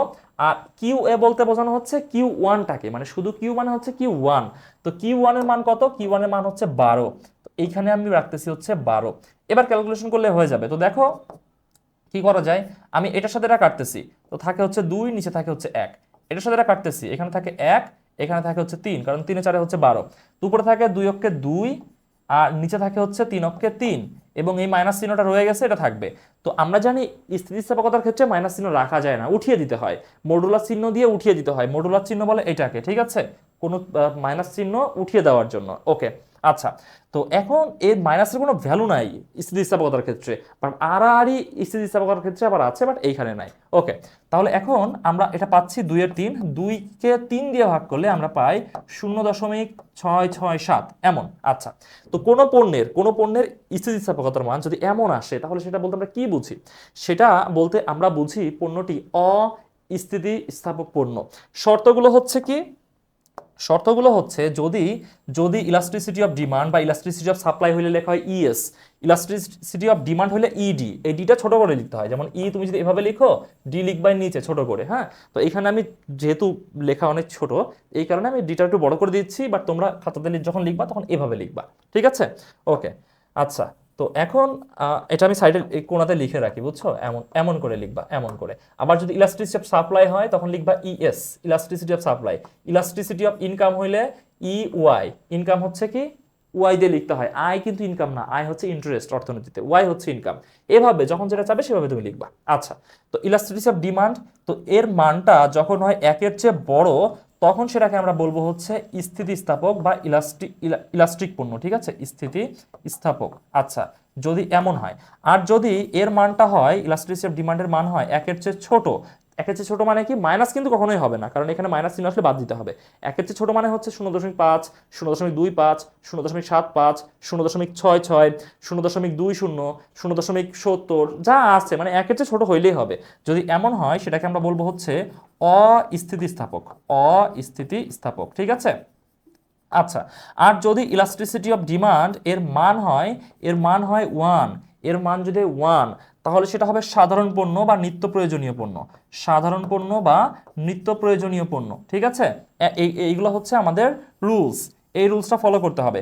বাট মান কখনো শূন্য আসে না, কেন শূন্য আসে না বলো তো, আসে না, এর কারণ এইখানে তো আমরা করতেছি গুণ এবং ভাগ, কোনো কিছুকে গুণ ভাগ করে কখনো শূন্য হয়, পৃথিবীর কোনো সংখ্যার সাথে কোনো সংখ্যা ভাগ করলে কখনো শূন্য হয়, কোনো সংখ্যার সাথে কোনো সংখ্যা গুণ করলে কখনো শূন্য হয়, হ্যাঁ, যদি শূন্য চলে আসে গুণ করলে শূন্য হয়, বাট ভাগ করলে কখনো শূন্য হয় না, ঠিক আছে। বাট এখানে কখনো শূন্য আসবে না, স্থিতিস্থাপকতার ক্ষেত্রে কখনো শূন্য আসবে না, তোমার হচ্ছে গুণ করলে শূন্য হয়, বাট ভাগ করলে কখনো শূন্য হয় না। তো এখানে মেইন ক্যালকুলেশন হচ্ছে ভাগের, যে কারণে কখনো শূন্য আসে না সেভাবে, ঠিক আছে। ওকে, তো এখন হচ্ছে এটা এটা হচ্ছে আমরা পেয়ে গেলাম। হ্যাঁ, শূন্য এক ক্ষেত্রে হয়, সেটা হচ্ছে যদি একটা পার্টি শূন্য থাকে, বাট এখানে একটা পার্টি কোনো শূন্য আসবে না। আচ্ছা, তাহলে এই শর্ত অনুযায়ী আমরা কোনটাকে পাচ্ছি, এটার মান হচ্ছে 1-এর চেয়ে ছোট, 1-এর চেয়ে ছোট, তার মানে এই যে এইটা, তার মানে এটা হচ্ছে মূলত অস্থিতিস্থাপক পণ্য, অস্থিতিস্থাপক পণ্য, ঠিক আছে। তাহলে এই দ্রব্যের প্রকৃতি আমরা পেয়ে গেলাম। এটা হচ্ছে কোন পণ্য, এটা হচ্ছে এ পণ্য, এটাকে আমরা এখানে লিখে দিই, এটা হচ্ছে এ পণ্য, এ পণ্য। হ্যাঁ, এবার আমরা বি পণ্যটা করব না, তাহলে এখানে আমি একটা দাগ দিচ্ছি, নিয়ে এই সাইডে আমরা লিখবো হচ্ছে বি পণ্যেরটা। তো বি পণ্যের ক্ষেত্রে আমাদের কি লাগবে, ডেল কিউব লাগবে না, ডেল কিউব লাগবে, ডেল কিউব হচ্ছে Q1 মাইনাস Q2। আচ্ছা, তো এটার একটা আমরা ভ্যালু পেয়ে যাব। তারপরে আমরা কি বের করব, ডেল পি সমান হচ্ছে P2 মাইনাস P1 এটার একটা ভ্যালু পেয়ে যাব। তো আমরা বি পণ্যের কাছে চলে যাই, দেখি বি পণ্যে কি বলা হচ্ছে। বি পণ্যে এটা হচ্ছে Q1, যেহেতু আমরা এটা 1 ধরেছিলাম, এবং এটা হচ্ছে Q2, আবার P তো একই সেম, তার এটা থেকে যাবে। তাহলে আমরা যদি Q2 মাইনাস Q1 করি তাহলে 2 বিয়োগ 12, তাহলে এটা হচ্ছে কত, 2 বিয়োগ 12, তাহলে এটা কত হচ্ছে -10। আবার যদি P2 মাইনাস P1 এ আসি, তো P2 মাইনাস P1 মানে হচ্ছে 6 মাইনাস 4, আগের মতো সেম 6 মাইনাস 4। আচ্ছা, তো এখন দেখো যে এটার মান আসতেছে 2, এটাকে আমরা একটা বক্সের মধ্যে রাখতেছি আগের মতো, তোমরা বক্সের মতো না, তোমরা সবকিছু বিবরণ দিয়ে লিখবা। আচ্ছা, এবার আমরা ফর্মুলাতে চলে আসি। ফর্মুলাতে কি, ফর্মুলা হচ্ছে সেম আগের মতো, যেহেতু এটাও হচ্ছে চাহিদা সমীকরণ, তাহলে Q of D is equal to del Q by del P into P by Q. এটাকে তুমি লিখে দিতে পারো হচ্ছে, তুমি এটা বি পণ্য, তার মানে পাশে সব হচ্ছে বি লিখে দিতে পারো ছোট ছোট করে। আচ্ছা, এবার আমরা ক্যালকুলেশনে আসি। ক্যালকুলেশন তো সহজ আগের মতোই। তো ডেল কিউবের মান কত, এই যে এটা, ডেল কিউ এর মান হচ্ছে -10, এবং ডেল পি এর মান কত, ডেল পি এর মান হচ্ছে 2 ইন্টু P1, এটা হচ্ছে P1 হচ্ছে 4, আর এটা হচ্ছে Q1 এর মান হচ্ছে 2, Q1 এর মান হচ্ছে কত, এই যে দেখো Q1 এর মান হচ্ছে 2। এবার আমরা একটু ক্যালকুলেশন করার ট্রাই করি। দেখো দেখো এটা হচ্ছে 2 অক্ষে 2, 2 দুগুণা হচ্ছে 4। আচ্ছা, তারপর এটা হচ্ছে 2 অক্ষে 2, আর এটা হচ্ছে কত, 5, রাইট, এটা হচ্ছে 5। ওকে, তাহলে এখানে আমরা দেখতেছি যে নিচে 1 1 থাকে, 1 আর 1 গুণ করলে তো তার কোনো ভ্যালু নাই, সরি আছে, 1 আছে, বাট নিচের 1 এর তো কোনো মূল্য নাই। তো আমরা হচ্ছে নিচের 1 বাদ দিয়ে দিচ্ছি, কোনো মূল্য নাই যেহেতু ভাগ নিচের 1 এর। তো 5 এবং 2 গুণ করলে হয় 10, এবং সামনে একটা মাইনাস চিহ্ন আছে, এটা থেকে যাচ্ছে। তো আমরা মডুলাস সাইন দিয়ে মাইনাস চিহ্নটা উঠিয়ে দিব, তাহলে আমাদের মান আসে কত, মান আসে হচ্ছে 10। তো মান যেহেতু আসে 10, তো 1 এর চেয়ে ডেফিনেটলি এটা বড়, এই মানটা কি 1 এর চেয়ে ডেফিনেটলি বড়। তো যদি 1 এর চেয়ে মানটা বড় আসে তাহলে কি হবে, এই যে প্রথম শর্ত, তাহলে এটা হচ্ছে স্থিতিস্থাপক পণ্য। কি বুঝতে পারছো, তাহলে এখানে এ পণ্যটা হচ্ছে অস্থিতিস্থাপক এবং বি পণ্যটা হচ্ছে স্থিতিস্থাপক। ঠিক আছে, এমনটাই হওয়ার কথা, কারণ দেখো দাম সামান্য একটু পরিবর্তন হচ্ছে, কিন্তু এখানে দেখো চাহিদার বিশাল পরিবর্তন হয়ে যাচ্ছে। তো এইগুলো হচ্ছে স্থিতিস্থাপক পণ্য। সাধারণত বিলাসজাত যে পণ্যগুলো আছে, এই বিলাসজাত পণ্যগুলো এমন হয়ে থাকে, বুঝছো। তো এইগুলাই তোমার পরীক্ষাতে আসবে, এমন কোশ্চেনই পরীক্ষাতে আসবে, হুবহু হুবহু এমন জিজ্ঞাসাই তোমাকে করবে এবার এইচএসসি পরীক্ষাতে। যদি এইগুলো পারতে চাও জাস্ট ক্লাসটা করো, তাহলেই হবে। আচ্ছা, তো এবার এবার আমরা হচ্ছে এটা তো শেষ হয়ে গেল, এটা এটা হচ্ছে শেষ হয়েছে। আমরা কোথায় ছিলাম, এই কোশ্চেনটা, এটা এটা হচ্ছে ডান, 2 নম্বর কোশ্চেন ডান। আমরা চলে আসি হচ্ছে 3 নম্বর কোশ্চেনে। এখানে বলছে যে একজন উৎপাদনকারীর উৎপাদন সম্ভাবনার সূচি দেওয়া হলো। আবার সেই উৎপাদন সম্ভাবনাতে চলে এসেছে, বাট এবার একটু ডিফারেন্ট আছে, একটু ডিফারেন্ট এটা। দেখো, দ্রব্যের দাম দেওয়া আছে, তার চাহিদা এবং তার যোগান এখানে দেওয়া আছে। ঠিক আছে, এটা উৎপাদন সম্ভাবনা না, এখানে মনে হয় একটু মিস্টেক আসছে। এটা হবে মূলত হচ্ছে দামের ভিত্তিতে চাহিদা এবং যোগান সূচি দেওয়া হলো, এমন কিছু হবে। এটা আমি কেটে দিচ্ছি, এখানে টাইপিং এ কোনো ভুল এসেছে। ওকে, আচ্ছা, তো এইখানে 1 নম্বর কোশ্চেনে বলছে অপেক্ষক কি। অপেক্ষক কি, এর আগে আমরা একটা একটা কলেজের কোশ্চেন আমরা দেখেছি। অপেক্ষক হচ্ছে যেইখানে একাধিক চলক একটি বিশেষ সম্পর্কে, একটি বিশেষ গাণিতিক সম্পর্কে আবদ্ধ হয়, তাকে অর্থনীতিতে কি বলা হয় বা গণিতে কি বলা হয়, অপেক্ষক বলা হয়। জাস্ট এতটুকু। খ নম্বরে বলছে চাহিদা সূচি ও চাহিদা রেখা এক নয়, বুঝিয়ে রেখো। তুমি জাস্ট এটা কল্পনা করো, এখানে তো চাহিদা দেওয়া আছে, তুমি যোগানটা আপাতত বাদ দাও। এখানে তো চাহিদা দেওয়া আছে, চাহিদা সূচি, এখান থেকে এতটুকু হচ্ছে চাহিদা সূচি। আর চাহিদা রেখাটা কেমন হয়, চাহিদা রেখা কেমন হয়, চাহিদা রেখা এমন হয়, তাই না, এই যে এমন রেখাচিত্র হয়, এমন রেখাচিত্র হয়। তো এইটা আর এটা কি সেম না, এটা হচ্ছে তার গাণিতিক প্রকাশ, এটা হচ্ছে তার জ্যামিতিক প্রকাশ। ঠিক আছে, তো এইখানে রেখাচিত্র দেখানো হয়, এখানে সংখ্যার মাধ্যমে দেখানো হয়, তাহলে পার্থক্য আছে না। তো তুমি এখানে লিখবা যে চাহিদা সূচি হলো চাহিদার গাণিতিক প্রকাশ এবং চাহিদা রেখা হচ্ছে চাহিদার জ্যামিতিক প্রকাশ। এটাই হচ্ছে চাহিদা সূচি এবং চাহিদা রেখার মধ্যে মূল পার্থক্য। তারপর তুমি যখন নিচে এক্সপ্লেন করবা যে চাহিদা সূচিতে বাম দিকে দাম এবং ডান দিকে চাহিদার পরিমাণ নির্দেশিত থাকে, এবং চাহিদা সূচিতে চাহিদা রেখাতে কি থাকে, ওয়াই অক্ষে থাকে দাম এবং এক্স অক্ষে চাহিদার পরিমাণ নির্দেশিত থাকে, এবং এখানে সবকিছু চিত্রের মাধ্যমে প্রকাশ করা হয়, আর এখানে সবকিছু সূচির মাধ্যমে প্রকাশ করা হয়। এই হচ্ছে পার্থক্য, দুই একটা পার্থক্য লিখলে হয়ে যাবে, কারণ এটা 2 নম্বরের কোশ্চেন, জাস্ট 2 মার্কস এখানে। গ নম্বরে কি বলতেছে দেখো, গ নম্বরে বলতেছে যে উদ্দীপক হতে চিত্রের সাহায্যে ভারসাম্য দাম ও পরিমাণ নির্ণয় করো। খুব সুন্দর একটা চিত্র, ভারসাম্য দাম এবং পরিমাণ। তো এর জন্য তুমি গ নম্বর লিখবা, গ নম্বর দিয়ে তুমি লিখবা যে উদ্দীপকের সূচির তথ্যের আলোকে বাজার ভারসাম্যের চিত্র অঙ্কন করা হলো। আচ্ছা, তো চিত্র অঙ্কন আমরা কিভাবে করব, খুবই সহজ এবং খুবই কিউট একটা চিত্র। ঠিক আছে, খুবই সুন্দর একটা চিত্র হবে এখানে। তো এখানে ওয়াই, এখানে হচ্ছে 0, এখানে হচ্ছে ওয়াই ড্যাশ, এইখানে হচ্ছে এক্স ড্যাশ এবং এইখানে হচ্ছে এক্স। ওকে, তো এখন আমরা জানি যে এইখানে দুইটা এলিমেন্ট আছে, চাহিদার পরিমাণ এবং চাহিদার পরিমাণ এবং যোগানের পরিমাণ, এই দুইটা একদিকে যাবে এবং দামটা একদিকে যাবে। তো অর্থনীতিতে সবসময় কি হয়, আয় ব্যয় দাম লম্বকে থাকে, তো আয় ব্যয় দাম সব এই দিকে থাকবে, ঠিক আছে। এবং এইখানে চাহিদার পরিমাণ যোগানের পরিমাণ সব এই দিকে থাকবে। তোমরা কথায় লিখে তারপর ব্র্যাকেটে ছোট করে লিখে দিবা। এখানে লিখবা যে আয় ব্যয় দাম ব্র্যাকেটের মধ্যে পি আর সি, এখানে লিখবা চাহিদা যোগানের পরিমাণ ব্র্যাকেটের মধ্যে কিউ, বাট আমি একটু ফাস্ট করার জন্য শর্টে লিখতেছি। আচ্ছা, তো দাম দেখো কত আছে, 5, 10, 15। তো আমি লিখবো হচ্ছে এই যে 5, আমি লিখবো হচ্ছে 10, আমি লিখবো হচ্ছে 15। সৌন্দর্যের জন্য একটু বাড়িয়ে আমি কি করতেছি, 20 পর্যন্ত যাচ্ছি। 5, 10, 15, 20, বাট এই 20-এর কোনো কাজ নাই, জাস্ট সুন্দর দেখতে, একটু উপরেও আছে কিছু এমন। আচ্ছা, আর চাহিদার পরিমাণটা দেখো কেমন আছে, সর্বোচ্চ আছে 18 পর্যন্ত। হ্যাঁ, সর্বোচ্চ আছে 18 পর্যন্ত, 6, 12, 18, মানে 6, 6 করে ডিফারেন্স দিলে সুন্দর হয়। আচ্ছা, তো আমি নিব হচ্ছে 6, আমি নিব হচ্ছে 12, আমি নিলাম 18, তারপর নিলাম হচ্ছে 24, একটু বাড়িয়ে নিলাম সৌন্দর্যের জন্য। তাহলে 6, 12, তারপর হচ্ছে 18, তারপর হচ্ছে 24, শেষ। ওকে, এবার আমরা চিত্রটা অঙ্কন করবো। খুবই সুন্দর চিত্র হয়, এটার খুবই সুন্দর চিত্র হয়, খুবই ইজি চিত্র, প্লেন অ্যান্ড সিম্পল চিত্র, বাট ইফেক্টিভ। ওকে, তো দ্রব্যের দাম যখন 5 টাকা, চাহিদা 18, দ্রব্যের দাম যখন 5 টাকা, চাহিদার পরিমাণ হচ্ছে 18। ওকে, এই যে আমাদের যেতে হবে 18 পর্যন্ত, ঠিক আছে এইটা। আচ্ছা, কিন্তু সেই সময় যোগান মাত্র 6, মানে দাম যখন কম, প্রচুর চাহিদা দ্রব্য কেনার জন্য, বাট যিনি যোগানদাতা উৎপাদনকারী তিনি খুব বেশি পণ্য বিক্রি করতে চাচ্ছেন না, তখন দাম এখন কম এই কারণে। তো এই সময়ে আমাদের এই যে মাত্র 6 পর্যন্ত হচ্ছে যোগান, ঠিক আছে। তাহলে আমরা নামগুলো পরে দিব, এখন জাস্ট আমরা অঙ্কন করি। তারপর যখন দ্রব্যের দাম 10 টাকা, তখন চাহিদাও 12, যোগানও 12। দাম একটু যখন বেড়েছে, এই চাহিদার পরিমাণটা দেখো একটু কমে গেছে, আর তখন কি হয়েছে, এই যোগানের পরিমাণটা দেখো একটু বেড়ে গেছে। দাম বাড়তেছে মানে যোগান বেড়ে যাচ্ছে, চাহিদা কমে যাচ্ছে, এমনই তো হয়। দামের সাথে চাহিদার সম্পর্ক বিপরীতমুখী এবং যোগানের সম্পর্ক সমমুখী, রাইট। ওকে, দুইটাই এখন 12 হয়ে গিয়েছে।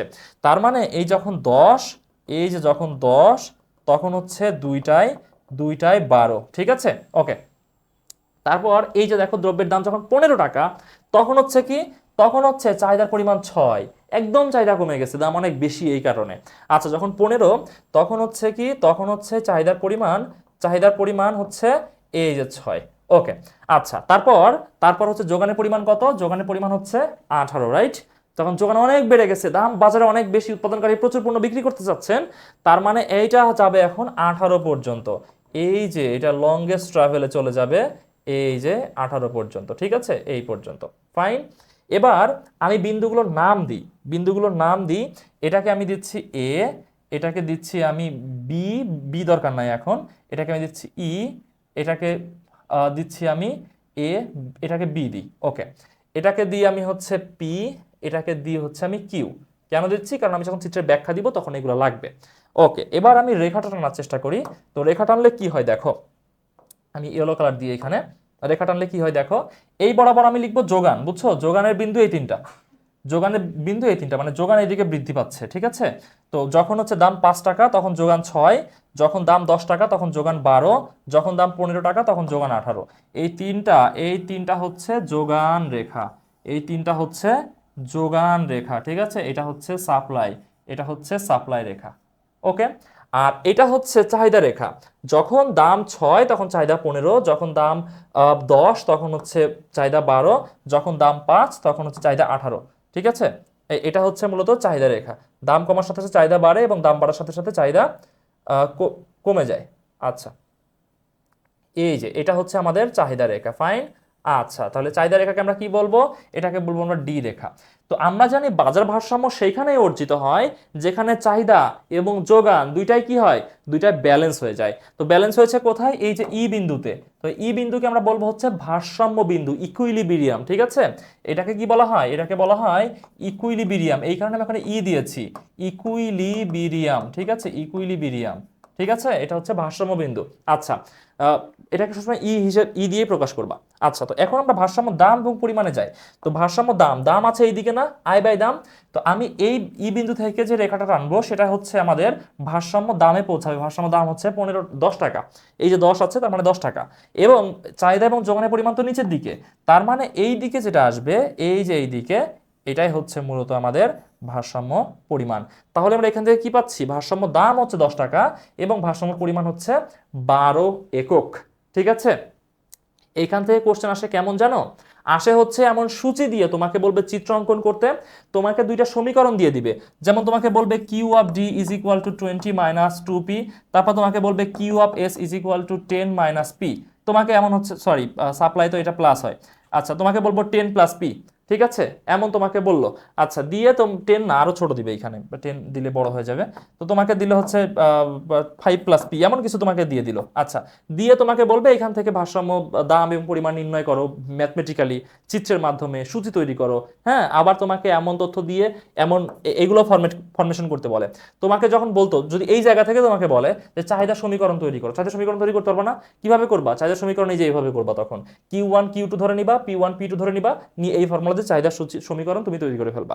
এমন চাহিদা সমীকরণ তুমি তৈরি করে ফেলবা। তোমাকে যদি এখান থেকে করতে বলে যোগান সমীকরণ তোমাকে তৈরি করতে বলতে পারে, ঠিক আছে, তখন এই যে Q1 Q2 P1 P2 ওই ফর্মুলা দিয়ে যোগান সমীকরণ বের করে ফেলবা। তখন এই যে এখানে যেমন আমরা লিখেছিলাম না, এখানে লিখেছিলাম না যে হচ্ছে কোথায় গেল সেটা, কোথায় গেল, এই যে QD, তখন তুমি জাস্ট লিখবা QS, কোয়ান্টিটি অফ সাপ্লাই। ডিমান্ডের সময় QD, সাপ্লাই সমান হচ্ছে QS, জাস্ট, তাছাড়া কিচ্ছু না। তখন কি হবে, এই যে চাহিদার সমান এখানে মাইনাসটা আসে এবং যোগানের সময় এখানে প্লাস আসে, কারণ যোগান রেখার ঢাল ধনাত্মক এবং এটাকে বলা হয় ঢাল। এটা আমি একটু বুঝিয়ে দিই তোমাদেরকে, দেখো তোমাদেরকে বলি যে এই প্রথমটাকে বলা হয় পরামিতি, এটাকে বলা হয় হচ্ছে কি পরামিতি। আচ্ছা, এটাকে বলা হয় ঢাল। হ্যাঁ, এটাকে বলা হয় ঢাল, আর এটা হচ্ছে একটা চলক। আচ্ছা, তো আমরা জানি যে যোগান রেখার ঢাল ঋণাত্মক, তার মানে এইখানে যে ঢালটা আছে তার সামনে ঋণাত্মক চিহ্নই বসবে, অন্য চিহ্ন কখনোই বসবে না। আর যোগান রেখার ঢাল ধনাত্মক, কারণ এটা উপরের দিকে গমন করে, এই কারণে সবসময় যোগান রেখা হলে এখানে প্লাস হবে, কখনো মাইনাস হবে না। বুঝতে পারছো এটা? আচ্ছা, তাহলে এখানে আমরা ভারসাম্য দাম এবং পরিমাণ নির্ণয় করে ফেললাম। তারপর আমরা উদ্দীপকের আলোকে 5 টাকা ও 15 টাকা দামে বাজার পরিস্থিতি ব্যাখ্যা করো। আচ্ছা, 5 টাকা এবং 15 টাকা দামে বাজার পরিস্থিতি তোমাকে ব্যাখ্যা করতে বলতেছে। তো নতুন করে আবার চিত্র অঙ্কন করতে হবে ঘ নম্বরের জন্য, বাট আমি টাইম ওয়েস্ট যাতে না হয় এইখানেই বুঝিয়ে দিচ্ছি। 5 টাকা এবং 15 টাকা দামে বাজার পরিস্থিতি কি হবে সেটা তোমাদেরকে একটু দেখাই, একটু দেখার চেষ্টা করো। 5 টাকা দাম মানে এটা। তো যখন 5 টাকা দাম, তখন বাজারে কি হচ্ছে, তখন বাজারে এই যে এইটা হচ্ছে আমাদের কি রেখা ছিল, আমাদের যোগান রেখা না। তো তখন যোগান হচ্ছে মাত্র 5 একক, সরি 6 একক, আর তখন চাহিদার পরিমাণ হচ্ছে 18। তো বাজারে ধরো যে চালের চাহিদা হচ্ছে 18 টন, কিন্তু বাজারে সাপ্লাই আছে মাত্র 6 টন, তখন বাজারে কি হবে, বাজারে নিশ্চয়ই চালের সংকট তৈরি হবে না। তার মানে এই 5 টাকা দামে বাজারে সংকট তৈরি হচ্ছে। ঠিক আছে, বাজারে কি হচ্ছে, সংকট তৈরি হচ্ছে, বাজারে পণ্যের সংকট তৈরি হবে। আরেকটা কি বলা হয়েছে, আরেকটা হচ্ছে 15 টাকা দামে। তো 15 টাকা দাম মানে এই যে এইটা, তখন কি হচ্ছে দেখো, 15 টাকা দামে এই যে এইটা, এটা হচ্ছে ডিমান্ড, আমাদের ডিমান্ড হচ্ছে 6, 15 টাকা দামের ডিমান্ড হচ্ছে 6, বাট সাপ্লাইয়ের পরিমাণটা কত দেখো তো, সাপ্লাইয়ের পরিমাণ হচ্ছে এই পর্যন্ত, সাপ্লাই পরিমাণ হচ্ছে 18। তার মানে বাজারে 18 টন চাল আসতেছে, বাট কিনতে চাচ্ছে যারা ক্রেতা মাত্র 6। তার মানে বাজারে অনেক চাল আনসোল্ড থেকে যাবে, এটাকে বলা হয় উদ্বৃত্ত হওয়া। ঠিক আছে, উদ্বৃত্ত থেকে যাবে। তাহলে 15 টাকা দামে পণ্যের উদ্বৃত্ত থাকবে এবং এবং কি হবে, এই 5 টাকা দামে পণ্য কি হবে, পণ্যের সংকট তৈরি হবে। বুঝতে পারছো? নতুন করে আবার চিত্রটা অঙ্কন করে এই চিত্রের ব্যাখ্যায় এগুলো লিখতে হবে এবং এই চিত্রের এখানে লিখে দিবা উদ্বৃত্ত সংকট। বুঝতে পারছো? এবার জাস্ট ভাই বইটা খুলো, এটা পড়ার পরে একটু বইটা খুলো, দেখো ঠিক এভাবে সবকিছু বোঝানো আছে। এই ক্লাসটা করলে ভাই আমি তোমাদেরকে বলি 4টা ক্লাস হবে, 4টা ক্লাস হবে এবং সিকিউ সলভ। এর মধ্যে এটা 3 নম্বর ক্লাস, এর আগে 2টা গেছে, একটু ভালো করে দেখো। তো এই 4টা ক্লাস করলে সিকিউ 100% কমন আসবে, তুমি এটা কোনোভাবেই মিস দিতে পারবে না। এর মধ্যেই কোশ্চেন আসবে, কিয়ামত হয়ে গেল এর বাইরে থেকে, মানে এর বাইরে থেকে 2একটা আসবে, ওই তোমার ব্যাখ্যামূলক লেখা, ঠিক আছে, ওইগুলো বাদ দাও, তুমি ম্যাথমেটিক্স যেগুলো এর বাইরে একটাও আসবে না। আর এই ব্যাখ্যামূলক আমি পড়াতে যাচ্ছি না, ওগুলো লিখতেও আমি কাউকে উৎসাহ করি না। আমি বলি ভাই ইকোনমিক্স সব ম্যাথ করো, সব ম্যাথ করো, 7টা ম্যাথ করবা, তোমাকে সর্বনিম্ন 70-এর মধ্যে দিবে হচ্ছে 68-67, সর্বনিম্ন 70-70 দেয় অনেককে, সবগুলো ম্যাথ হয়ে গেলে। ঠিক আছে, 2-1 মার্ক কাটে, ক খ নম্বর যদি একটু সমস্যা হয় সেটা, বাট তাছাড়া ফুল মার্কস, এখানে 1 মার্ক কাটার সুযোগ নাই। ওকে, আবার যদি কেউ ওই ব্যাখ্যা টাকা না লিখে তার 1-2 মার্ক যাবে। ঠিক আছে, কেউ যদি শুধু চিত্র দেয় তাহলে তো হবে না। ব্যাখ্যা টাখ্যা সবকিছু প্রপার ভাবে দিলে 68 67, আর ব্যাখ্যা টাখ্যা যদি একটু খারাপ লেখা হয় তাহলে তোমার দিবে 65 64 63 এমন দিবে, বাট 60-এর নিচে আমার কোনো সুযোগ নাই সব ম্যাথ করলে, ম্যাথ কারেক্ট হইলে এবং লেখাগুলো ঠিক থাকলে। আচ্ছা, তাহলে আমরা ঘ নম্বর পেরে গেলাম এবং এটা ডান। 3 নম্বর কোশ্চেন আমাদের শেষ। 4 নম্বর কোশ্চেনে আসি। দেখো একটা উদ্দীপক দেওয়া আছে, বাট এটা ম্যাথমেটিক্যাল। বলতেছে যে ফেনীর যাত্রাসিদ্ধি গ্রামের কৃষক মুসা মিয়া 4 একর জমি রয়েছে তার। 2020 সালে ওই জমিতে তিনি একজন শ্রমিক নিয়োগ করে পেয়ারা চাষ করলে উৎপাদন হয় 16 মণ। একজন শ্রমিকের সাথে উৎপাদন হচ্ছে 16 মণ। উৎপাদন লাভজনক বিধায় পরের প্রতি বছর একজন করে শ্রমিক নিয়োগ বৃদ্ধি করে পরবর্তী 4 বছর উৎপাদন হয় যথাক্রমে 28, 36, 40 ও 42 মণ। এটা হচ্ছে আমাদের পরবর্তী 4 বছরের উৎপাদন। আচ্ছা, এবার এইগুলো থেকে আমাদের গ খতে কোশ্চেন আনসার করতে হবে, বাট আগে ক খ আমরা দেখে আসি। ক নম্বরে বলতেছে মাত্রাগত উৎপাদন কি? মাত্রাগত উৎপাদন সবসময় দীর্ঘকালের সাথে সম্পর্কিত, রাইট? মাত্রাগত উৎপাদন সবসময় দীর্ঘকালের সাথে সম্পর্কিত। তো দীর্ঘকালে কি হয়? উৎপাদনের সকল উপকরণ পরিবর্তনশীল, তাই না? আচ্ছা, তো এইটা মাত্রাগত উৎপাদন হচ্ছে যে দীর্ঘকালে উৎপাদনের সকল উপকরণ পরিবর্তনশীল।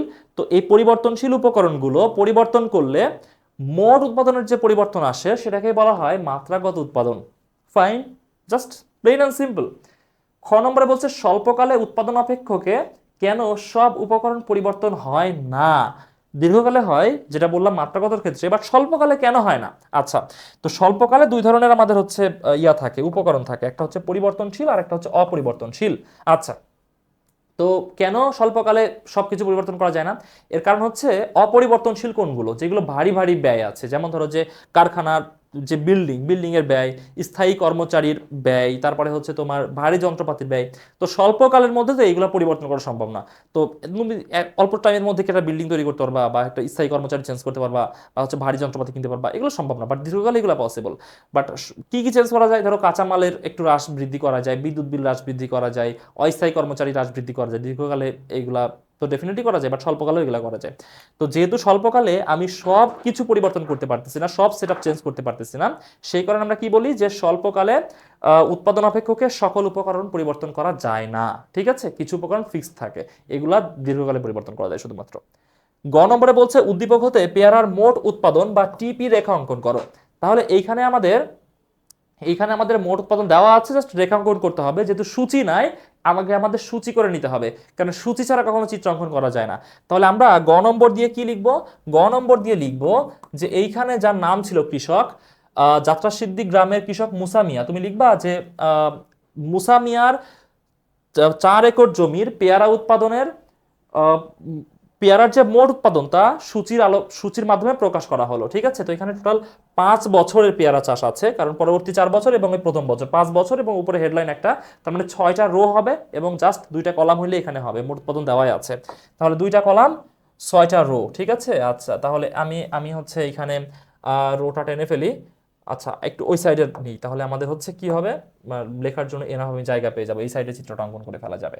আচ্ছা, তো 1টা 2টা 3টা 4টা 5টা এবং এই যে এটা হচ্ছে 6টা।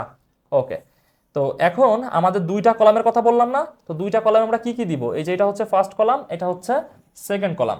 এইদিকে দিব আমরা হচ্ছে শ্রমিক নিয়োগ। ঠিক আছে, তুমি এইখানে হচ্ছে দিবা হচ্ছে কি শ্রমিক এল দ্বারা প্রকাশ করা হয় না, এল বি দ্বারা, আর এল এ হচ্ছে ল্যান্ড। ওকে, আর এইখানে আমরা হচ্ছে দিব মোট উৎপাদন আমরা কি দিয়ে প্রকাশ করি? টোটাল প্রোডাকশন, টিপি। ঠিক আছে, তোমরা একটু বড় করে নিও, আমি এখানে চিত্র অঙ্কন করবো, এখানে ছোট করে নিয়েছি, তোমরা একটু লম্বা করে চিত্র করবা, চার্টগুলো নিবা। এর আগের ক্লাসগুলোতে আমি বলেছি এই কথাগুলো। আচ্ছা, তো দেখো শ্রমিক নিয়োগের যে বিষয়টা, সেটা হচ্ছে প্রথম বছর তিনি একজন নিয়েছিলেন, তারপরে তিনি একজন করে বাড়িয়েছেন পরবর্তী 4 বছরে। তাহলে প্রথম একজন নিয়েছিলেন, একজন করে বাড়াইলে 2 3 4 5 এমন। তো প্রথম বছর তার মোট উৎপাদন কত ছিল? প্রথম বছর তার মোট উৎপাদন ছিল 16 মণ। তাহলে এখানে আমি লিখতেছি হচ্ছে প্রথম বছর 16 মণ। তারপর কিভাবে বৃদ্ধি পেয়েছে? 28, 36, 40, 42। আচ্ছা, 28, 36, 40 এবং 42, এভাবে তার মোট উৎপাদন গিয়েছে। এটাকে জাস্ট চিত্রে তোমাকে পরিণত করতে হবে। এবার তুমি লিখবা যে উক্ত সূচি থেকে চিত্র অঙ্কন নিম্নরূপ, নিয়ে তুমি এখানে একটা চিত্র অঙ্কন করবা। ঠিক আছে, তো আমরা চিত্রাঙ্কনের জন্য যেটা করি সব সময়, এক্স অক্ষ এবং ওয়াই অক্ষ সেটা নিয়ে নিই। এক্স অক্ষ এবং ওয়াই অক্ষ, এটা হচ্ছে ওয়াই, 0 y ড্যাশ, এখানে হচ্ছে x ড্যাশ এবং এখানে হচ্ছে x। এগুলো কিন্তু গ্রাফ পেপার লাগে না, এগুলো খাতাতেই আমাদের অঙ্কন করতে হয়। আচ্ছা, তো এখন আমরা দেখি ইয়াগুলো নিই বা ক্রিডেন্সিয়ালসগুলো উল্লেখ করে দিই। শ্রমিক আয় ব্যয় দাম সবসময় যেহেতু এই দিকে, শ্রমিকের পরিমাণ এটা হচ্ছে নিচের দিকে যাবে, বুঝছো? মানে এই দিকে আমাদের মোট উৎপাদনটা মূলত নির্দেশিত হবে। আচ্ছা, তো এখানে আমরা হচ্ছে শ্রমিকের পরিমাণটা নিচে দিব 5 পর্যন্ত, 1 2 3 4 এবং 5 এখানে শেষ হচ্ছে। তো আমরা একটু বাড়িয়ে 6 পর্যন্ত দিচ্ছি, 1 2 3 4 5 6। আর এইদিকে দিব না মোট উৎপাদন আছে 42 পর্যন্ত, তার মানে 50 পর্যন্ত দিলে আমাদের হচ্ছে। আমি দিচ্ছি 10 20 30 40 50 60 পর্যন্ত দিলে একটু সুন্দর দেখা যাচ্ছে। আরো লম্বা করে দিই উপরে, সুন্দর দেখা যাবে। 10 20 30 40 50 60। আচ্ছা, এবার এবার আমরা দেখি যে কি হয়। তো যখন শ্রমিক একজন, মোট উৎপাদন হচ্ছে 16, শ্রমিক একজন মোট উৎপাদন 16, মানে এই যে এটার মাঝামাঝি হচ্ছে 15, মাঝামাঝি যে সামান্য একটু উপরে দিয়ে দিবা তাহলেই হচ্ছে সেটা 16কে নির্দেশ করবে। তারপর 2 হইলে 28, মানে 30-এর চেয়ে সামান্য একটু নিচে, 30-এর চেয়ে এই যে 2 ঘর নিচে একটু, মানে এটা আনুমানিক 2 ঘর করে নিবা, মানে এটাকে 10 ভাগ করলে বা 2 ঘর যতটুকু আসে আর কি আনুমানিক। তারপর 3 এর সাথে যাবে 36, এটা হচ্ছে 3, 36 হচ্ছে এই 35-এর মাঝামাঝি, তার চেয়ে সামান্য একটু উপরে দিয়ে দিবা, তাহলে এটাকে আমরা 36 হিসেবে ধরে নিতে পারি। আচ্ছা, তারপর 4-এর সাথে যায় হচ্ছে 40, 4-এর সাথে যায় হচ্ছে কত? 4-এর সাথে যায়, 4-এর সাথে যায় হচ্ছে 40। আচ্ছা, 5-এর সাথে যায় হচ্ছে 42, 5-এর সাথে যায় হচ্ছে 40-এর চেয়ে একটু সামান্য বেশি 42।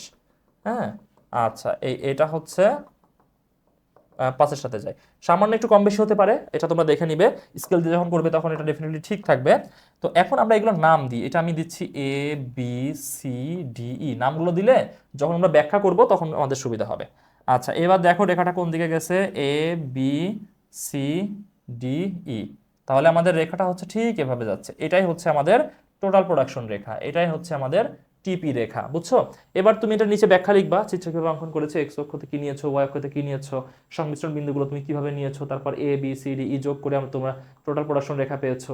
নিচে লিখবা যেটা কি চিত্র, ঠিক আছে, লিখবা এটা মোট উৎপাদন বা টোটাল প্রোডাকশন টিপি রেখা, এভাবে তুমি নিচে লিখবা চিত্রটা। তারপর এইদিকে তুমি লিখবা কি নির্দেশিত, এইদিকে হচ্ছে তোমার মোট উৎপাদন নির্দেশিত হয়েছে, হ্যাঁ, সাইডে লিখে দিবা। তারপর এইদিকে তুমি লিখবা হচ্ছে শ্রমিকের পরিমাণ, এটা তুমি এইদিকে লিখে দিবা, ঠিক আছে। এইভাবে তুমি সুন্দর একটা চিত্র প্রেজেন্ট করবা, তাহলে তো হচ্ছে মার্কস দিয়ে দিবে তোমাকে।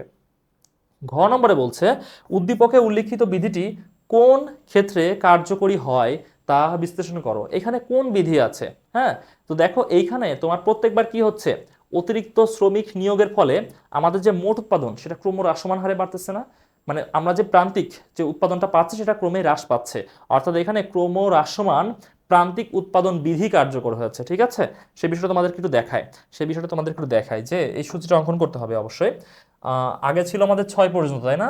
তো এই 6টাই নিব আমরা এখানেও ডেফিনেটলি, 2, তারপর হচ্ছে 3, তারপর হচ্ছে 4, তারপর এই যে 5 এবং 6, ঠিক আছে। তো এটা নেওয়ার পরে এখন আমরা যেটা করব, আমরা এখানে ঘর নিব হচ্ছে 3টা, এই হচ্ছে 1টা, এই হচ্ছে 2টা এবং এই হচ্ছে 3টা, মানে কলাম নিব আমি এখন 3টা। তো এইদিকে হচ্ছে শ্রমিক নিয়োগ যেটা ছিল সেটা থাকবে, শ্রমিকের পরিমাণ এটা এখানে থাকবে, লেবার এল বি। তারপর এইখানে যেটা থাকবে মোট উৎপাদন, মোট উৎপাদনটা এখানে চলে আসবে। এবার মোট উৎপাদন এটা হচ্ছে টোটাল প্রোডাকশন, আমি শর্টে লিখতেছি। আর এটা হচ্ছে এইখানে দিব আমরা প্রান্তিক উৎপাদন, ঠিক আছে, প্রান্তিক উৎপাদন, মার্জিনাল প্রোডাকশন। তোমরা পুরোটা লিখবা, জায়গা তো তোমাদের আছে, আমার তো নাই এখানে এর জন্য। ওকে, তো শ্রমিকের পরিমাণটা কি ছিল, 1 থেকে 5 পর্যন্ত ছিল না, তাহলে 1 2 3 4 5। আর মোট উৎপাদনটা কেমন ছিল, ছিল হচ্ছে 16 28 36 40 42, এমন তো, 16 28 36 40 42, 16 28 36 40 42, হ্যাঁ এমন ছিল। ওকে, প্রান্তিকটা আমরা কেমনে বের করবো, প্রান্তিক বের করা তো সহজ। প্রান্তিক কেমনে বের করতে হয়, প্রান্তিকের জন্য প্রথমটা তুমি জাস্ট বসিয়ে দাও, 16 এখানে বসিয়ে দাও, যেহেতু এখানে সিরিয়ালি আছে তো ভাগটাগ করার কোনো পেইন নাই, জাস্ট বিয়োগ করতে করতে চলে গেলেই হবে। তো 28 থেকে তুমি 16 বিয়োগ করো, 28 থেকে 16 বিয়োগ করলে কত হয়, 12 হয়। 36 থেকে 28 বিয়োগ করলে কত হয়, 8 হয়। তারপর 40 থেকে 36 বিয়োগ করলে হচ্ছে 4 হয়। তারপর 42 থেকে 40 বিয়োগ করলে হচ্ছে 2 হয়।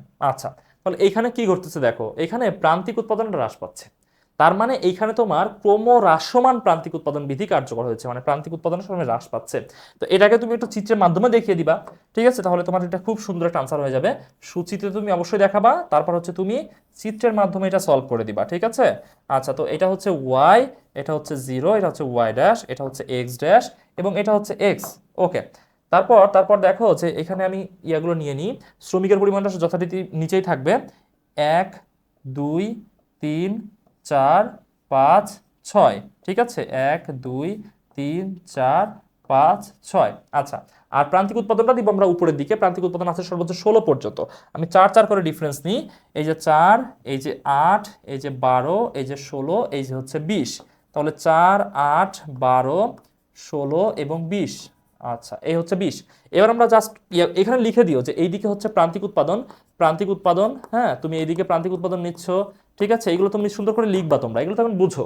আর এটা হচ্ছে এদিকে যাবে কি শ্রমিকের পরিমাণ, শ্রমিকের পরিমাণ আমি শর্টে জাস্ট লিখতেছি, শ্রমিকের পরিমাণ এলবি লিখবা, প্রান্তিক উৎপাদন মার্জিনাল প্রোডাকশন এমপি এদিকে লিখবা, এভাবে তোমরা করবা। আচ্ছা, এবার আমরা দেখো রেখাটা কিভাবে টানি, যে শ্রমিক একজন, তখন প্রান্তিক উৎপাদন হচ্ছে 16, একজন শ্রমিকের সাথে প্রান্তিক উৎপাদন ছিল কত? 16 পর্যন্ত, এই পর্যন্ত। দুইজন শ্রমিকের সাথে কতজন? 12 জন, সরি 12 একক। দুইজন শ্রমিকের সাথে হচ্ছে 12 একক। ওকে, তিনজন শ্রমিকের সাথে কত? 8, তাহলে এই 3-এর সাথে হচ্ছে 8। তারপর 4-এর সাথে কত? 4-এর সাথে হচ্ছে 4, 4-এর সাথে হচ্ছে 4, 5-এর সাথে কত? 5-এর সাথে হচ্ছে 2, তার মানে 4 এবং 0-র মাঝামাঝি হচ্ছে 2, ঠিক আছে? এবার তুমি এই রেখাটা জাস্ট টেনে দাও, রেখাটা জাস্ট টেনে দাও, তাহলেই হবে। দেখো রেখাটা কেমনে যায়, এই যে দেখো এইভাবে যাচ্ছে, ঠিক আছে? এই দুইটা ওইখানে একটু ইয়া হয়ে যাচ্ছে, একটু কার্সিভ হয়ে যাচ্ছে, হ্যাঁ এমনই হবে এটা। এটা হচ্ছে মূলত মার্জিনাল প্রোডাকশন বা তোমার কি প্রান্তিক উৎপাদন, এটা তুমি নাম দিয়ে দিও এ সংমিশ্রণ বিন্দু বি সি ডি ই, হ্যাঁ।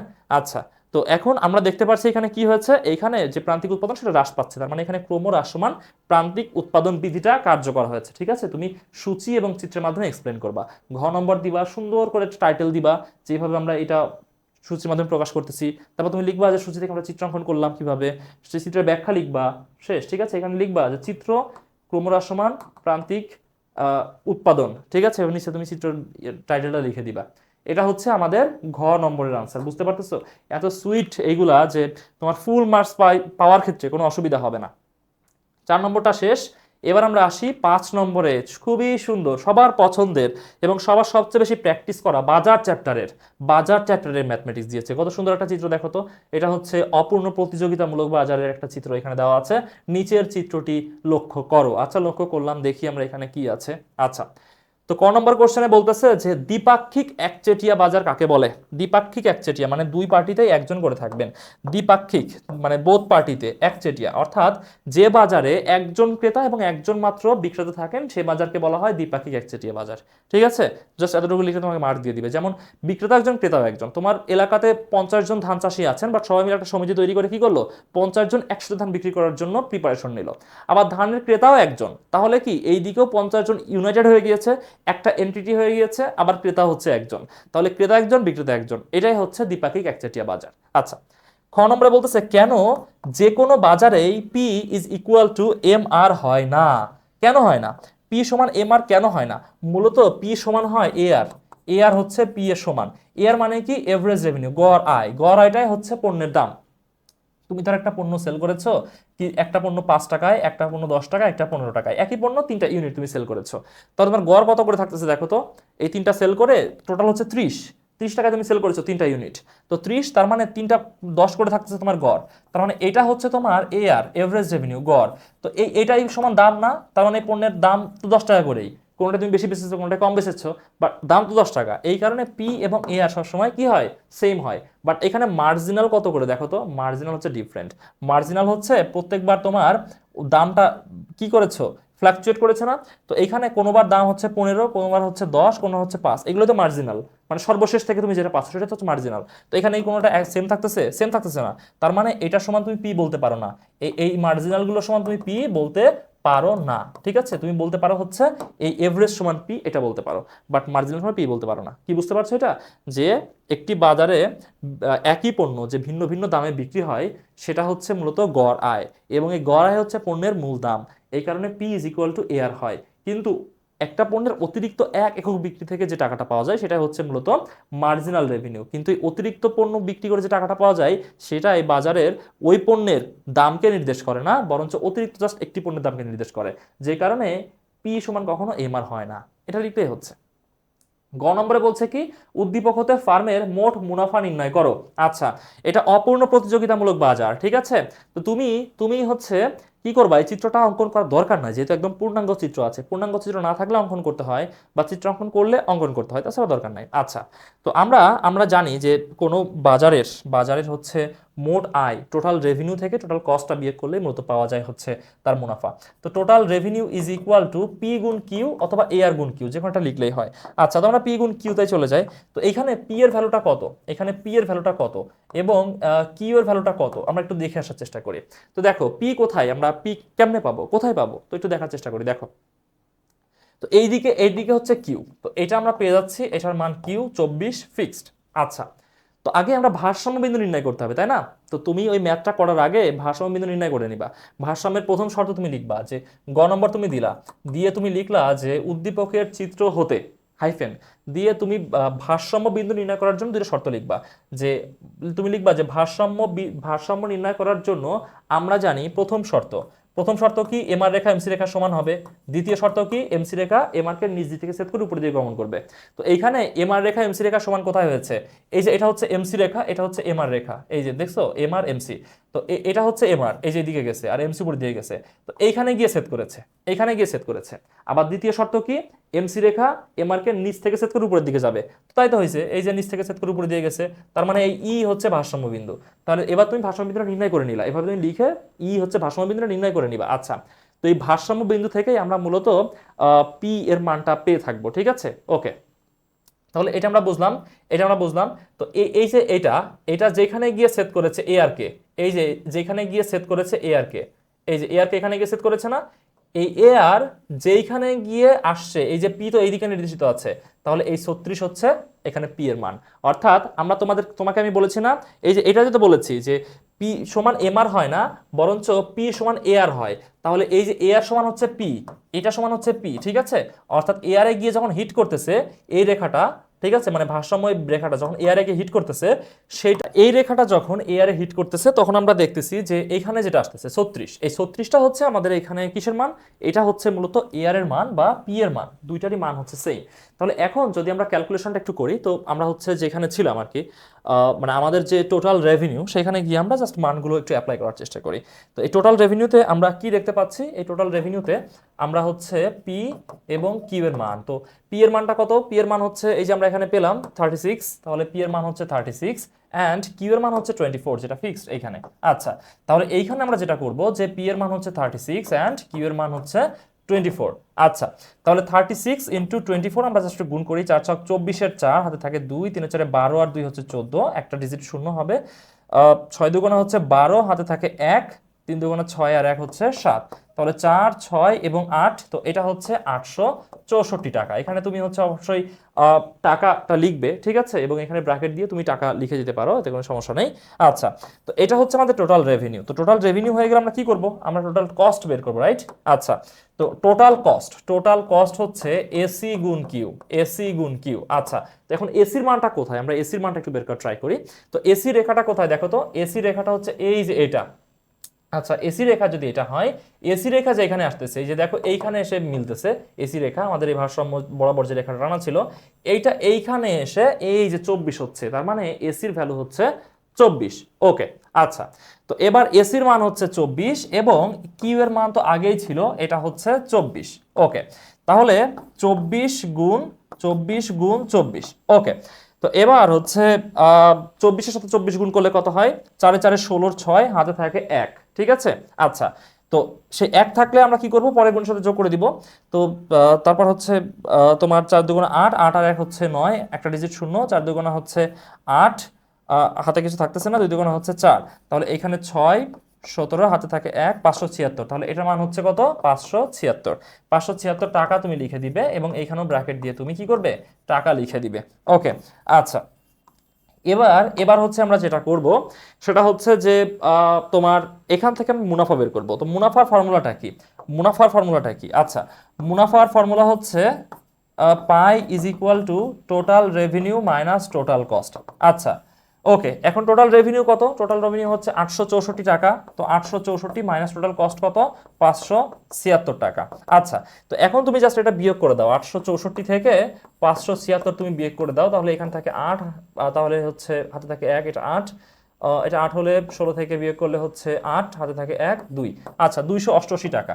তাহলে আমাদের এইখানে যেটা ঘটতেছে, সেটা হচ্ছে 288 টাকা হচ্ছে মূলত মুনাফা। তাহলে তুমি জাস্ট এভাবে করবা না, তুমি একটু ব্যাখ্যা করে করবা যে তুমি গ নম্বর দিয়ে তুমি হচ্ছে লিখবা যে দেওয়া আছে কি কি, তোমার প্রাইস এবং কোয়ান্টিটি এগুলো তুমি লিখবা, তারপর এসি গড় ব্যয় কত আছে দেওয়া, এগুলো তুমি দেওয়া আছে বলে লিখে নিবা, ভারসাম্য শর্ত সুন্দর করে এক্সপ্লেন করে ভারসাম্য বিন্দু ই সেটা নির্ধারণ করে নিবা।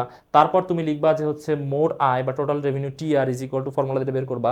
তারপর লিখবা আবার মোট ব্যয় সমান ফর্মুলা লিখে এটা বের করবা। তারপর লিখবা অতএব মুনাফা, তারপর এটা বের করে একটা উত্তর তুমি বের করবা। তাহলে তোমার এখানে পূর্ণাঙ্গ মার্কসটা দিয়ে দিবে। আচ্ছা, এবার আসি ঘ নম্বরে। এসি রেখা যদি এস বিন্দু দিয়ে অতিক্রম করে তাহলে ফার্মের মুনাফায় কিরূপ পরিবর্তন আসবে বিশ্লেষণ করো।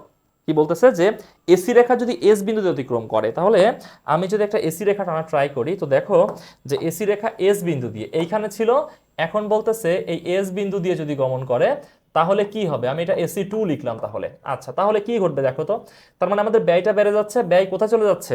48-এ। তাহলে কি ঘটবে দেখো, আমাদের টোটাল রেভিনিউ যেটা পি গুণ কিউ, ঠিক আছে, পি এর ভ্যালু কত ছিল? পি এর ভ্যালু ছিল 36, কিউ হচ্ছে 24। তাহলে 36 গুণ 24, এটা তো আমাদের আগেই পাওয়া ছিল, তাই না? এটা আগে পাওয়া ছিল 864, এই পর্যন্ত ঠিক আছে। বাট চেঞ্জ হয়ে যাবে কোথায়? চেঞ্জ হয়ে যাবে টোটাল কস্টে, AC into Q, total cost change হয়ে যাবে। এখন এসির ভ্যালু কত দেখো তো, কোথায় গেল এটা? এসির ভ্যালু হচ্ছে এই যে দেখো 48, ঠিক আছে, এখন এসির ভ্যালু হচ্ছে 48। তো এসি এখানে 2 লিখবো আমরা, টোটাল কস্ট 2 লিখবো, কারণ এটা এর আগে একবার বের করেছিলাম আমরা। তো 48 গুণ কিউ এর মান যেটা ছিল সেটাই থাকবে 24। তাহলে 48 আর 24 আমরা একটু রাফ করে আসি, 48 এবং 24, 4 8 32 এর 2, হাতে থাকে হচ্ছে 3, 4 4 16, 16 আর 3 হচ্ছে 19, একটা ডিজিট শূন্য, 4 8 দুগুণা হচ্ছে 16, 16 6, হাতে থাকে কত? 1। আচ্ছা, 4 দুগুণা 8, 8 আর 1 হচ্ছে 9। ওকে, তো এখানে 2, এখানে 15 5, হাতে থাকে 1, 2 2 আর 9 হচ্ছে 11। তাহলে এইখানে হচ্ছে আমাদের 1152। তাহলে এইখানে দেখো কি হচ্ছে, আমাদের টোটাল রেভিনিউ থেকে কস্টটা বেশি হয়ে গেছে, তাহলে আমাদের এখানে মুনাফা হবে না, এইবার আমাদের হবে হচ্ছে ক্ষতি। তো ক্ষতি সমান total cost minus total revenue. তো কস্ট হচ্ছে 1152 মাইনাস রেভিনিউ হচ্ছে 864। এগুলো সব টাকা লিখে দিবা তোমরা, এগুলো সব টাকা লিখে দিবা, ঠিক আছে? এগুলো তো বুঝতে পারতেছো, এখন আমি একটু ফাস্ট যাওয়ার ট্রাই করি। আচ্ছা, তো এখন তুমি এটা জাস্ট বিয়োগ করে দাও, এই 1152 থেকে 864 তুমি বিয়োগ করে দাও। তাহলে এইখানে হচ্ছে 8, হাতে থাকে 1, তাহলে এটা 7, 7 হলে এটা 8, হাতে থাকছে 1, তাহলে এটা হচ্ছে 9, 2, হাতে থাকছে 1 আর কিছু নাই। তো এইখানে হচ্ছে 288, ঠিক আছে, আবার 288 হচ্ছে। তো এইখানে মূলত এখানে আমাদের মূলত হচ্ছে কি লস, এইখানে হচ্ছে লস এবং 288 টাকায় লস হয়ে যাচ্ছে। মানে আগে 288 প্রফিট ছিল, এবার 288 টাকা লস হয়ে যাচ্ছে। তাহলে চিত্র যদি আমরা আসি, তো দেখো এই যে এইখানে 12 টাকা দাম, যখন আমাদের এসিটা কম ছিল, 36 ছিল আমাদের আয় মূলত, এখান থেকে যখন 12 টাকা কম ছিল ব্যয়টা, তখন 288 ছিল প্রফিট, এবং সেখান থেকে যখন 12 টাকা আবার দাম বেড়ে যাচ্ছে, মানে এসিটা বেড়ে যাচ্ছে, তখন 288 হচ্ছে আমাদের লস। ঠিক আছে, তাহলে এসি রেখা যদি এস বিন্দু দিয়ে গমন করে তাহলে ফার্ম কি করবে? ফার্ম ক্ষতি স্বীকার করবে, বুঝছো? তো এই ধরনের বাজারের চিত্রগুলো বা এই ধরনের ম্যাথমেটিক্স গুলোই তোমার এইচএসসিতে আসবে, এ বছরই আসবে, এবং তার জন্যই এই ক্লাসটা, ঠিক আছে? কঠিন কিছু না, ক্লাসটা করলেই বুঝতে পারবে। ওকে, তো এবার 5 নম্বর তো শেষ হয়ে গিয়েছে, আমরা চলে যাই 6 নম্বরে।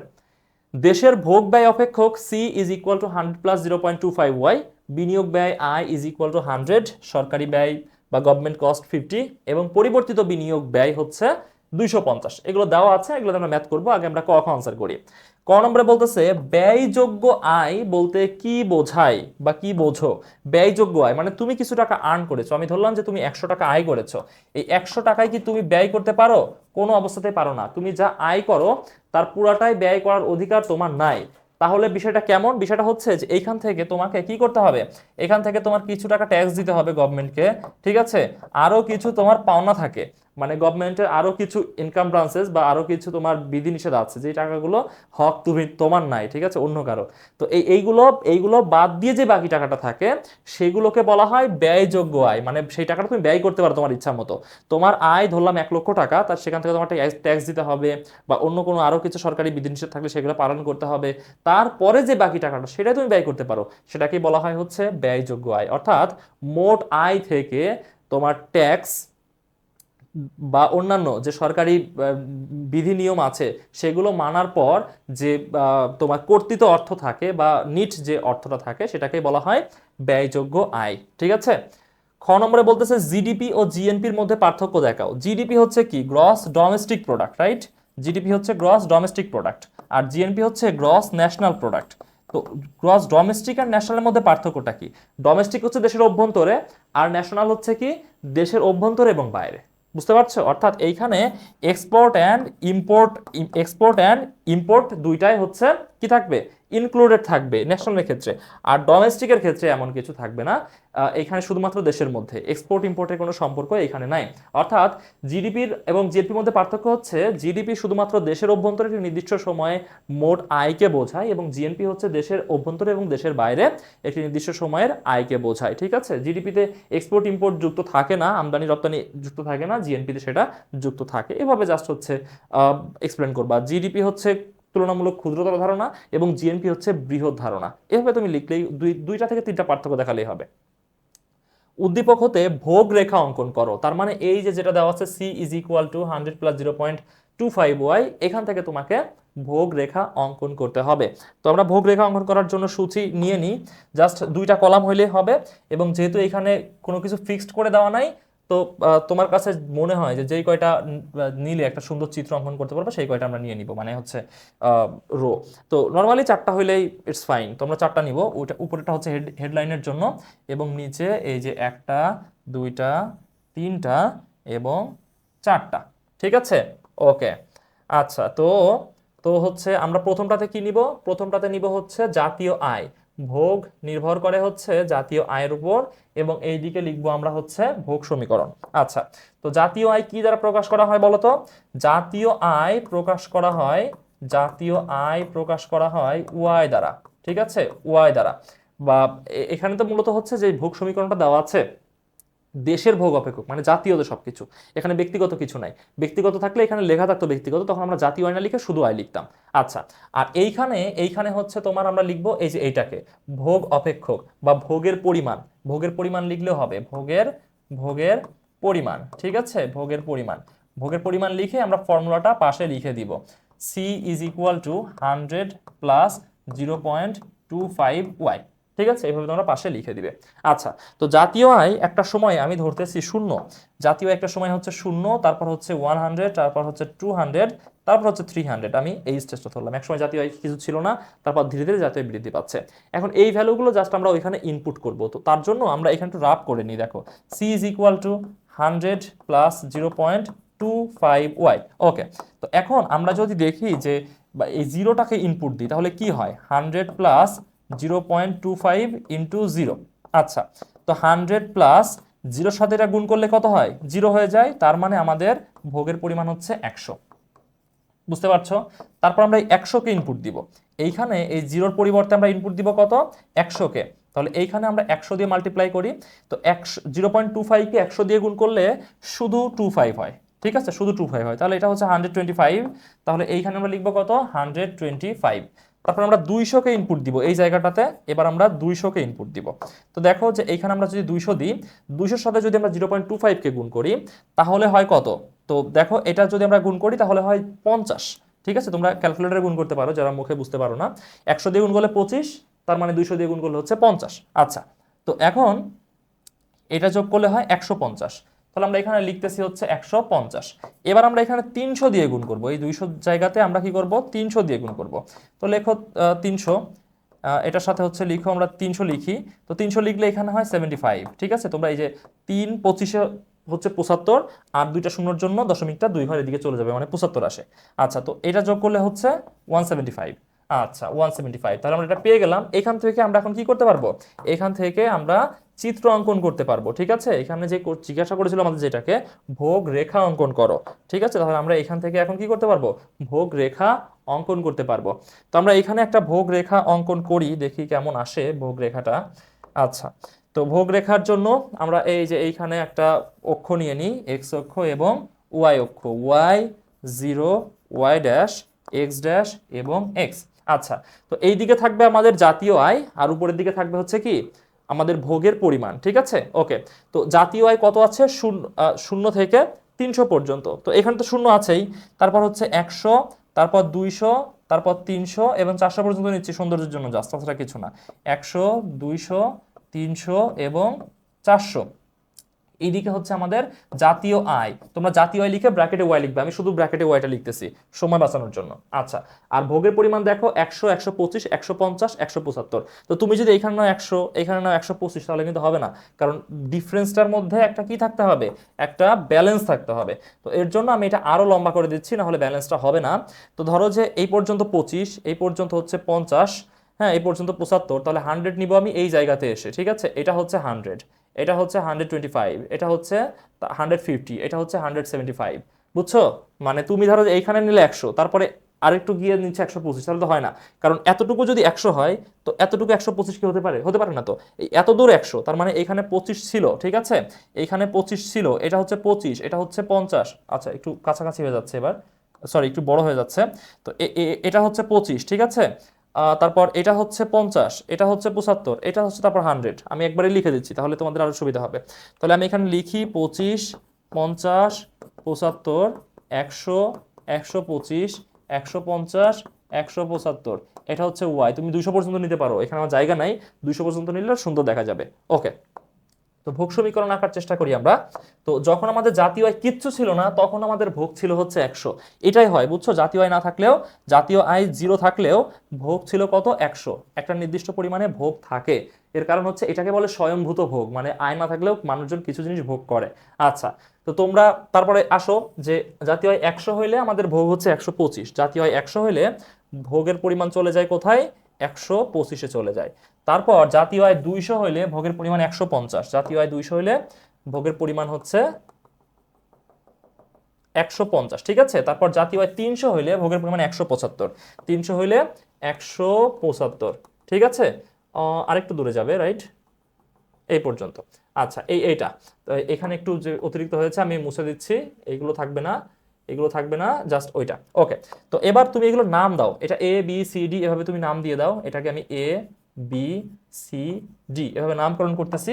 তারপর আমি যেটা করব যে এইখানে রেখাটা টেনে দিব, এইখানে রেখাটা কেমন হচ্ছে দেখো, এই যে এইভাবে যাচ্ছে। ঠিক আছে, একদম স্ট্রেইট ভাবে উঠে যাচ্ছে। এটাই মূলত আমাদের কি রেখা, এটাই হচ্ছে আমাদের সি বা ভোগ রেখা। ভোগ রেখা এমনই হবে, একদম ঠিক এখান থেকে উঠে না, মূলত এখান থেকে উঠে। আর নিচে যেটা আছে এটা হচ্ছে স্বয়ংভূত ভোগ। ঠিক আছে, সবসময় এটা থাকবে। তো এই বিষয়টা বুঝতে পারছো, এটাই হচ্ছে মূলত ভোগ রেখা। তো তোমরা যারা আরো সুন্দর করে অঙ্কন করতে চাও, আমি এর আগের ক্লাসে দেখিয়েছি, সেটা হচ্ছে তারা এখানে আর একটা বড় করেই, মানে এখানে জায়গা নেই বলে ছোট করতেছি, তো আর একটা এখানে কলাম নিয়ে নিবে। ঠিক আছে, আরেকটা কলাম নিয়ে এখানে কি করবে, এখানে তুমি লিখবে যে সংমিশ্রণ বিন্দু। সংমিশ্রণ বিন্দু, এই যে আমি যেটা এবিসিডি দিলাম না, এ বি সি ডি, এটাও তোমরা হচ্ছে কি করবে, এই পাশে এটা এখানে লিখে দিবে। ঠিক আছে, মানে এই এই এখানে যে তথ্যগুলো আমরা দিচ্ছি ওইটা জাস্ট ওখানে লিখে দিবে, এটা আরো সুন্দর হয়। মানে সৌন্দর্যের কোনো শেষ নাই, বুঝছো, তোমরা এই ক্লাসটা করবা, বই পড়বা, দেখবা অনেক কিছু তুমি নিজেও আবিষ্কার করতেছো। আচ্ছা, তাহলে এখানে তুমি লিখবা যে চিত্রটা হচ্ছে ভোগ ভোগ ব্যয় চিত্র। ঠিক আছে, হ্যাঁ, আচ্ছা, তো আর এটা হচ্ছে সূচি, তুমি এখানে লিখবা যে হচ্ছে সূচি। সূচি দেওয়ার পর এটা কিসের সূচি, এটা হচ্ছে ভোগের, জাতীয় ভোগের, ভোগ অপেক্ষকের সূচি। এভাবে তোমরা জাস্ট লিখে দিবে, আর এটা চিত্রটা লিখে দিবে। তারপর তুমি চিত্রের ব্যাখ্যাটা লিখবে যে কিভাবে তুমি অঙ্কন করলে, এক্স অক্ষে কি, ওয়াই অক্ষে কি, তারপরে প্রত্যেকটা বিন্দু কিভাবে আসলো, এইভাবে জাস্ট ব্যাখ্যাটা তোমরা এখন লিখতে পারবা। আচ্ছা, এবার আসি আমরা ঘ নম্বরে। ঘ নম্বরে বলতেছে যে উদ্দীপক অনুযায়ী বিনিয়োগের পরিবর্তনে ভারসাম্য জাতীয় আয়ের ওপর কিরূপ প্রভাব পড়বে বিশ্লেষণ করো। তার মানে এই যে এটা পরিবর্তন হয়েছে না, বিনিয়োগের পরিবর্তন হয়েছে না, এর ফলে ভারসাম্য জাতীয় আয়ের কি পরিবর্তন আসবে দেখো। এখন আমরা আগে ভারসাম্য জাতীয় আয়টা বের করি, ভারসাম্য জাতীয় আয়টা বের করি। দেখো, তুমি দেওয়া আছে বলে যা যা আছে সব লিখে নিবা। তো ভারসাম্য জাতীয় আয়ের সূত্রটা কি, Y is equal to C plus I plus G. এখানে যেহেতু এক্সপোর্ট ইম্পোর্ট নাই, এক্সপোর্ট ইম্পোর্ট পর্যন্ত আমাদের যাওয়া লাগবে না, এই জাস্ট 3টা দিয়ে করলেই হয়ে যাবে। আচ্ছা, সি এর ভ্যালুটা কত দেখো তো, সি এর ভ্যালু হচ্ছে 100 প্লাস 0.25y। আচ্ছা, তাহলে ভ্যালুগুলো আমরা ইনপুট দিই, 100 প্লাস 0.25y। আচ্ছা, তারপর হচ্ছে আয়ের ভ্যালু কত দেখো, আয়ের ভ্যালু হচ্ছে আগে যেটা ছিল, আগে ছিল হচ্ছে 100, আমরা আগেরটা হিসাব করতেছি প্রথমে। আচ্ছা, এটার মান হচ্ছে 100 আয়ের ভ্যালু। আচ্ছা, আর জি এর ভ্যালু মানে সরকারি ব্যয়, গভর্নমেন্টাল কস্ট হচ্ছে 50। ওকে, তো 50। আচ্ছা, তো এইখানে বা দিয়ে ওয়াই ইজ ইকুয়াল টু দিব। তো এখন এটা আমরা ক্যালকুলেশন করলে কি পাই দেখো তো, 100 এবং 100 হচ্ছে 200 এবং 50 হচ্ছে 250, 250 প্লাস 0.25y। ওকে, এবার এটা এদিকে প্লাস অবস্থাতে আছে, বা দিকে নিয়ে আসলে এটা মাইনাস হয়ে যাবে, বা Y minus 0.25y is equal to 250। আচ্ছা, তো এই ওয়াই মানে হচ্ছে একটা ওয়াই, তো একটা ওয়াই থেকে যদি 0.25y বাদ দেওয়া হয় তাহলে 0.75y থাকে। ঠিক আছে, বড় সংখ্যা থেকে প্লাস মানে এখানে প্লাস থাকবে, ইজ ইকুয়াল টু 250। ফাইন। আচ্ছা, এই যে 0.75 এটা এদিকে আছে গুণ অবস্থাতে, ওইদিকে গেলে কি হয়ে যাবে, ভাগ হয়ে যাবে, বা y is equal to 250 divided by 0.75। অতএব y ইজ ইকুয়াল টু 250কে 0.75 দিয়ে এবার জাস্ট একটু কি করতে হবে, ভাগ করে দিতে হবে। ঠিক আছে, আমার কাছে তো এখানে ক্যালকুলেটর নাই, আমি দেখো এখানে রাফ করে ভাগ করে দিচ্ছি। 0.75 তার মানে আমাদের এখানে কি করতে হবে, এটা ইয়ে করে দিতে হবে যে তোমার অতিরিক্ত শূন্যর জন্য এটার জন্য আমাদের এখানে 100 গুণ করে দিতে হবে। ঠিক আছে, এই একটা ডটের জন্য এখানে একটা 1, আর দুইটা সংখ্যার জন্য পরবর্তীতে তোমার দুইটা 100, তার মানে উপরে থাকতেছে হচ্ছে 250-এর পর আবার দুইটা শূন্য, আর এই যে 75 ছিল 75টা এইখানে জাস্ট তুমি দিয়ে দাও। আচ্ছা, দিলে কি হয়, 3×75 কত হয়, 3×75 225 না, 225 তাই না, এই যে 3×5 = 15, 5 হাতে থাকে 1, 3×7 = 21 আর 1 22। আচ্ছা, তো এখানে তুমি যদি বিয়োগ করো তাহলে 25 থাকতেছে আমাদের এখানে, তো একটা শূন্য এখানে নামাইতে হবে, আবারও হচ্ছে 250, তাহলে 3 দিলে আবারও হচ্ছে 225, তো এখানে আবারও 25 থাকে, তারপর এই যে শূন্যটা এটা আবারও এখানে নামবে, তারপর হচ্ছে 3 দিলে আবারও হচ্ছে 225, তারপর 25 থাকে, অর্থাৎ 333.333। আমি ক্যালকুলেটর দিয়ে একদম এক্সাক্ট ফিগারটা বের করি, নাহলে আমাদের এই ভাগ করতে করতে অনেক সময় লেগে যাবে। ঠিক আছে, আমাকে জাস্ট একটু টাইম দাও, আমি ক্যালকুলেটর করে আমি এক্সাক্ট ফিগারটা একদম দশমিক সহ এক্সাক্ট ফিগারটা এখানে বের করে দিই। তাহলে এখানে আমাদের হচ্ছে 250 ভাগ হচ্ছে 0.75, 0.75 সমান হচ্ছে, হ্যাঁ ওই যে 333.333 এমন আসবে। ঠিক আছে, তাহলে এরপরে দশমিকের পর 333 এমন থাকবে। তো আমি হচ্ছে এক্স্যাক্টলি এটা লিখে দিচ্ছি। দেখো দেখো এখানে হচ্ছে আমাদের 333.33 দুইটা নিচ্ছি জাস্ট। তো এটা হচ্ছে আমাদের জাতীয় আয়, আমাদের তাহলে জাতীয় আয় কত, 333.333 এমন। আচ্ছা, এবার তুমি লিখবা যে এখন বিনিয়োগ ব্যয় পরিবর্তন হলে নতুন জাতীয় আয়, তো নতুন জাতীয় আয়ের জন্য এখানে তুমি লিখলা y2 is equal to C plus I plus G. ঠিক আছে, এখানে i2 তুমি লিখবা কারণ পরিবর্তিতটা আমরা নিচ্ছি, তো পরিবর্তিত কত ওইটা দেওয়া আছে নামে তুমি উপরে লিখে নিবা। নিয়ে এখন দেখো এখন হচ্ছে সি এর ভ্যালু কত, এখন সি এর ভ্যালু কত থাকতেছে, সি এর ভ্যালু আগেটার মতোই 100 প্লাস 0.25y। ঠিক আছে, আয়ের ভ্যালুটা এখন কত, আয়ের ভ্যালু তো চেঞ্জ হয়েছে, আয়ের ভ্যালু হচ্ছে 250। হ্যাঁ, আয়ের ভ্যালু হচ্ছে 250 এবং জি এর ভ্যালু আগেরটায় আছে, জি এর ভ্যালু হচ্ছে শুধু 50। ঠিক আছে, আচ্ছা এটা আমরা বাই দিয়ে জাস্ট ওয়াই লিখলেও এখন সমস্যা নেই, আমি এটা বোঝানোর জন্য আগেই লিখে ফেলেছি। ওকে, তো এখন হচ্ছে ওয়াইটা থাকলো, এখানে ক্যালকুলেশন করি 100-র সাথে এই দুটা যোগ করব, তো কত হচ্ছে 100 এবং 250 350 এবং তার সাথে হচ্ছে 50, তার মানে 400 প্লাস 0.25y। ওকে, বা ওয়াই এটা প্লাস ছিল এদিকে আসলে minus 0.25y is equal two হচ্ছে 400, বা একটা ওয়াই থেকে যদি 0.25y বাদ দেওয়া হয় তো 0.75y ইজ ইকুয়াল টু 400। আচ্ছা, বা y ইজ ইকুয়াল টু 400, এটা এখন গুণ অবস্থাতেও আগের মতো সেম 0.75 দিয়ে ভাগ করে দিতে হবে। তো এটা জাস্ট আমি আবার ক্যালকুলেটর দিয়ে ভাগ করে দিই। দেখো এটা ক্যালকুলেটর দিয়ে ভাগ করে দিই, নাহলে আবার আমাদের একটু টাইম ওয়েস্ট হয়ে যাবে। তো জাস্ট আমাকে একটু সময় দাও। সেটা হচ্ছে এখন 400 ভাগ 0.75, রাইট, 400 ভাগ 0.75 ইজ ইকুয়াল টু 533.333। আচ্ছা, তাহলে এখানে কথা হচ্ছে 533.33। আচ্ছা, তাহলে দেখো আগে ছিল হচ্ছে 333 আর এখন হচ্ছে কত 533। অর্থাৎ অর্থাৎ আমাদের এখানে চেঞ্জটা কোথায় এসেছিল? চেঞ্জ এসেছিল আমাদের ইনভেস্টমেন্ট কস্টে। ইনভেস্টমেন্ট কস্ট 100 থেকে 250, অর্থাৎ 150 যদি বৃদ্ধি করা হয় তাহলে আমাদের ভারসাম্য জাতীয় আয় কতটুকু বৃদ্ধি পাচ্ছে? প্রায় 200 বৃদ্ধি পেয়ে যাচ্ছে, 333 থেকে 433 হয়ে যাচ্ছে। বুঝতে পারছো? তাহলে এখানে জাস্ট 150 বৃদ্ধি পেয়েছিল, এই 150তেই একটা 200 পার্থক্য তৈরি করে ফেলেছে। কি বুঝতে পারছো? তো এটাই হচ্ছে আমাদের কনসিকুয়েন্স, যেটা বলতেছে না যে কি প্রভাব পড়বে, এই প্রভাবটাই হচ্ছে এটা যে জাতীয় আয় বৃদ্ধি পাবে, 200 টাকা বৃদ্ধি পাবে জাতীয় আয়। ঠিক আছে, দুইটাতে টাকা তুমি লিখে দিবা, সবগুলোতে টাকা তুমি লিখে দিবা। কি বুঝতে পারছো? ম্যাথগুলো এখন সলভ করতে পারবা। তাহলে এটা এটা ডান, 6 নম্বর কোশ্চেন হচ্ছে ডান। ওকে, পরের কোশ্চেন 7 নম্বর কোশ্চেন দেখো, একটি দেশের বিহিত মুদ্রা পরিমাণ m ইজ ইকুয়াল টু 500 ও প্রচলন গতি, মানে বিহিত মুদ্রা প্রচলন গতি হচ্ছে 10, সে দেশে ব্যাংক সৃষ্ট মুদ্রা মানে ব্যাংকে যে টাকাগুলো রাখা সেটা হচ্ছে 300 এবং তার প্রচলন গতি হচ্ছে 5 এবং ট্রানজ্যাকশন টাইম বা লেনদেনের পরিমাণ হচ্ছে 500। আচ্ছা, দেওয়া আছে তথ্য, এগুলো দেখে অবহাওয়া করবো আমরা। ক নম্বরে বলতেছে অর্থের সতর্কতামূলক চাহিদা কি? অর্থের সতর্কতামূলক চাহিদা হচ্ছে যে একজন মানুষের অর্থের বিভিন্ন রকম প্রয়োজন আছে। একটা হচ্ছে বাণিজ্যিক বা লেনদেন জনিত চাহিদা, এটা প্রথম। 2 নম্বর হচ্ছে সতর্কতামূলক এবং 3 নম্বর হচ্ছে মনস্তাত্ত্বিক। ঠিক আছে, 3 ধরনের চাহিদা মূলত আছে।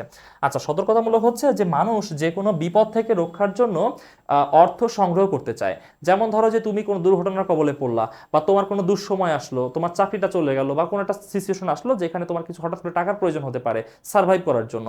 তো এর জন্য মানুষ কিছু টাকা সেভ করে বা টাকার একটা চাহিদা তার মধ্যে তৈরি হয়। এটাই হচ্ছে অর্থের সতর্কতামূলক চাহিদা। অর্থাৎ মানুষ তার তার ভবিষ্যতে কোনো অনাকাঙ্ক্ষিত ঘটনায় সাহায্য পাওয়ার জন্য বা সমর্থন পাওয়ার জন্য যে টাকাটা সংগ্রহ করতে চায় বা যে টাকার চাহিদা তার মধ্যে তৈরি হয় সেটা হচ্ছে সতর্কতামূলক অর্থের চাহিদা। খ নম্বরে বলতেছে অর্থের ব্যবহার সভ্যতার চাকা সচল রাখে, উক্তিটি ব্যাখ্যা করো। আচ্ছা, সভ্যতার ইতিহাসের সাথে লেনদেনের সম্পর্ক অতি প্রাচীন। ঠিক আছে, অর্থাৎ সভ্যতা যেদিন থেকে শুরু হয়েছে সেদিন থেকেই বিনিময় লেনদেন এগুলো চলে আসছে এবং অর্থ কি করেছে? টাকা টাকা তো ছিল না, মানে যে কোনো প্রচলনের মাধ্যম অর্থই আমি ধরলাম। অর্থ কি করেছে? লেনদেনগুলোকে সহজ করেছে, বিনিময়গুলোকে সহজ করেছে। ঠিক আছে, তো তো হচ্ছে যদি এই বিনিময় প্রথা না চলতো তাহলে তো এতদূর সভ্যতা আসতো না। ঠিক আছে, তো আর এই বিনিময় প্রথা টিকিয়ে রেখেছেই হচ্ছে অর্থ। ধরো যে এই যে আমরা এখন কি ব্যবহার করতেছি, গাড়ি ব্যবহার করতেছি, এসি ব্যবহার করতেছি, এত উন্নত লাইফ ফ্যাসিলিটিস ব্যবহার করতেছি, এগুলো কি সব বাংলাদেশে তৈরি হয়েছে? হয় নাই তো, পৃথিবীর অন্য দেশে তৈরি হয়েছে। তো আমরা কি করতেছি? অর্থ দিয়ে সেটা কিনে আনতেছি। যদি অর্থ না থাকতো আমরা কিনে আনতে পারতাম? আমাদেরকে দিত না তো। তো তাহলে কি হতো? আমরা এগুলা ভোগ করতে পারতাম না, অর্থাৎ আমাদের সভ্যতা পিছিয়ে থাকতো। তো এই যে সারা বিশ্ব যে সভ্য হয়েছে, যুগে যুগে উন্নত হয়েছে, সবকিছুই অর্থের কারণেই। এভাবে জাস্ট একটু এক্সপ্লেন করবা যে অর্থ কি করেছে? লেনদেনকে টিকিয়ে রাখার মাধ্যমে সভ্যতার চাকা সচল রেখেছে। তারপর আমি যেভাবে এক্সপ্লেন করলাম এক্সপ্লেনেশনটা জাস্ট দিয়ে দিবা। ওকে, গ নম্বরে বলছে উদ্দীপকের আলোকে দাম স্তর নির্ণয় করো। আচ্ছা, তো তুমি দেওয়া আছে বলে ওখানে যা যা দেওয়া ছিল, ঠিক আছে, যে এখানে কি কি দেওয়া ছিল, যে বিহিত মুদ্রা পরিমাণ m ইজ ইকুয়াল টু এত, প্রচলন গতি এত, ব্যাংক সিস্টেম যা যা আছে এখানে জাস্ট দেওয়া আছে বলে তুমি লিখে নিবা। নেওয়ার পরে তুমি ফর্মুলাতে চলে আসবা। আমরা জানি যে ফর্মুলা হচ্ছে PT is equal to m1v1 plus m2 v2। ঠিক আছে, তো এইখানে কোনটা m1 কোনটা v1? এইখানে হচ্ছে আমি তোমাদেরকে বলি, এই যে দেশে বিহিত মুদ্রা পরিমাণ এটা হচ্ছে মূলত m1। ঠিক আছে, এবং তার যে গতি এটা হচ্ছে v1 হিসেবে তুমি লিখবা। ব্যাংক সৃষ্ট এটাকে তুমি লিখবা m2, তার প্রচলন গতিকে তুমি লিখবা হচ্ছে v2, আর লেনদেনের পরিমাণ হচ্ছে t। ওকে, এটা তো বুঝতে পারছো? আচ্ছা, তো এখন এখন তোমাকে বের করতে হবে কি জানো? দাম স্তর হচ্ছে এই যে এইটা p, প্রাইস লেভেল। ফাইন, ওকে। তো এখন হচ্ছে আমরা কি করব? আমরা লিখবো হচ্ছে বা এটা বের করব, p রেখে দিব, আর টিটা তাহলে ওইদিকে চলে যাবে, m1v1 plus m2v2 divided by কি দিব? Transaction time. আচ্ছা, m1 এর মান দেখো ছিল 500, এর সাথে গুণ হবে 10, 500 এবং তার প্রচলন গতি বা ভেলোসিটি হচ্ছে 10। ওকে, m2 এর মান কত? m2 এর মান 300, তার ভেলোসিটি হচ্ছে 5, 300 গুণ হচ্ছে 5। আচ্ছা, আর ট্রানজ্যাকশন টাইম হচ্ছে দেখো 500, তাহলে নিচে 500 দিয়ে কি করতে হবে? ভাগ করতে হবে। 500 সাথে 10 গুণ করলে 5000, 300 সাথে 5 গুণ করলে হচ্ছে কত? 1500, তাই না? আচ্ছা, আর নিচে হচ্ছে 500। ওকে, তারপর আমরা এটা যোগ করি, 5000 1500 হচ্ছে কত? 6500। 6500কে আমরা 500 দিয়ে ভাগ করব, দুইটা শূন্য কেটে যাচ্ছে, 65কে তুমি জাস্ট 5 দিয়ে ভাগ করো 13 হয়। তাহলে এইখানে দাম স্তর হচ্ছে কত? দাম স্তর হচ্ছে 13 টাকা। দাম স্তর হচ্ছে কত টাকা? দাম স্তর হচ্ছে 13 টাকা। তাহলে আমরা কি করতে পারলাম এখান থেকে? দাম স্তর যেটা নির্ণয় করতে বলেছে দাম স্তর নির্ণয় করা হয়ে গেছে। গ নম্বর শেষ। ঘ নম্বরে বলতেছে উদ্দীপকে উল্লিখিত দেশটিতে লেনদেনের পরিমাণ হ্রাস পেয়ে 400, মানে ট্রানজ্যাকশন টাইমটা হ্রাস পাচ্ছে, 500 থেকে 400 হয়ে যাচ্ছে। এবং ব্যাংক মুদ্রার পরিমাণ হ্রাস পেয়ে 200 হলে, ব্যাংক মুদ্রা 300 ছিল, এটা হ্রাস পেয়ে 200 হলে দাম স্তরের উপর কি প্রভাব পড়বে ব্যাখ্যা করো। এবার নতুন করে একটা দাম স্তর নির্ণয় করতে বলতেছে। তাহলে এটা তো গ নম্বরের জন্য। ঘ নম্বরে তুমি গিয়ে কি লিখবা? যে দেওয়া আছে তথ্য দেওয়ার পরে তুমি লিখবা যে পরিবর্তিত ব্যাংক মুদ্রা, পরিবর্তিত ট্রানজ্যাকশন টাইম বা হচ্ছে ওই যে লেনদেনের পরিমাণ নিয়ে এবার তুমি নতুন করে লিখবা যে আমরা জানি পিটি সমান, মানে আবার তুমি জাস্ট ওই ফর্মুলাটা অ্যাপ্লাই করবা, তাছাড়া তেমন কিছু না। PT is equal to M1V1 plus M2V2। তাহলে এখন এখন আমরা লিখি বা দিয়ে, যেহেতু আমাদের দাম স্তর পি নির্ণয় করতে হবে, তাহলে M1V1 M2V2 উপরের দিকে রেখে ট্রানজ্যাকশন টাইমটা জাস্ট নিচে নামাই দিলেই হবে। তো এখানে কি কি চেঞ্জ আছে? চেঞ্জ আছে আগেরগুলো সেম, 500 এবং 10, এটার কোনো পরিবর্তন নাই। তার মানে 510 M1V1 এটার ভ্যালু আমরা রাখতেছি। আর M2 তে চেঞ্জ আসতেছে। M2 তে কি চেঞ্জ আসলো? ছিল 300, এখন হয়ে যাচ্ছে 200। আচ্ছা, তাহলে 300 থেকে 200 হয়ে গেল। আর তার প্রচলন গতিতে চেঞ্জ এসেছে না, প্রচলন গতি ঠিক ছিল, তার মানে এটা আমি 5 রাখতেছি। এবং ট্রানজ্যাকশন টাইমে চেঞ্জ এসেছে, আগে ছিল 300, সরি আগে ছিল 500, এখন আমাদের ট্রানজ্যাকশন টাইম হচ্ছে 400। ঠিক আছে, এই যে লেনদেনের পরিমাণ 500 থেকে এখন 400 হয়েছে। তার মানে এখানে আমরা দিব হচ্ছে 400। তাহলে তুমি 500 সাথে 10 গুণ করলে পাওয়া 5000, 200 সাথে 5 গুণ করলে পাওয়া তুমি হচ্ছে 1000, আর নিচে হচ্ছে 400। তাহলে উপরে 6000 এবং নিচে 400। তাহলে দুইটা শূন্য তুমি কেটে দাও। 60কে 4 দিয়ে ভাগ করলে কত হয়? 4 দিয়ে ভাগ করলে হয় 15, রাইট? তাহলে দাম স্তরটা কি হচ্ছে? দাম স্তরটা তোমার বৃদ্ধি পাচ্ছে। আগে ছিল 13, এখন হচ্ছে 15, তাহলে দাম স্তর আরো বৃদ্ধি পাচ্ছে।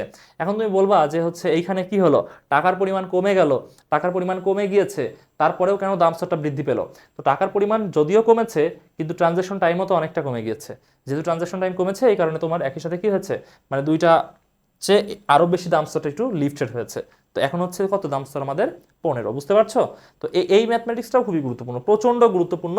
তো এইগুলো, এটা হচ্ছে আমাদের ওই যে মুদ্রা চ্যাপ্টার থেকে এইগুলো পরীক্ষাতে আসে। তো এইখানে যে 7টা কোশ্চেন আমরা সলভ করলাম নটরডেম কলেজে, এবার নির্বাচনী পরীক্ষাতে যতগুলো কোশ্চেন এসেছে তার মধ্যে 7টা কোশ্চেন হিট কোশ্চেন। এমন কোশ্চেন তোমার এইচএসসিতে এবছর আসবে আসবে আসবে। ভাই তুমি এই ক্লাসটা মনোযোগ দিয়ে করেছো, এর জন্য থ্যাংক ইউ। এবং এগুলো একটু বাসায় প্র্যাকটিস করো, আমাদের পরের ক্লাসটা আবার করো, তাহলে ইনশাআল্লাহ তোমার ইকোনমিক্সের সিকিউ নিয়ে টেনশন করতে হবে না। তারপর আমরা এমসিকিউ এর জন্য ক্লাস করবো, সেইগুলোও তোমরা আমাদের সাথেই করবে। তো থ্যাংক ইউ তোমাদেরকে সম্পূর্ণ ক্লাসটা করার জন্য। পরের ক্লাসে দেখা হচ্ছে। আসসালামু আলাইকুম।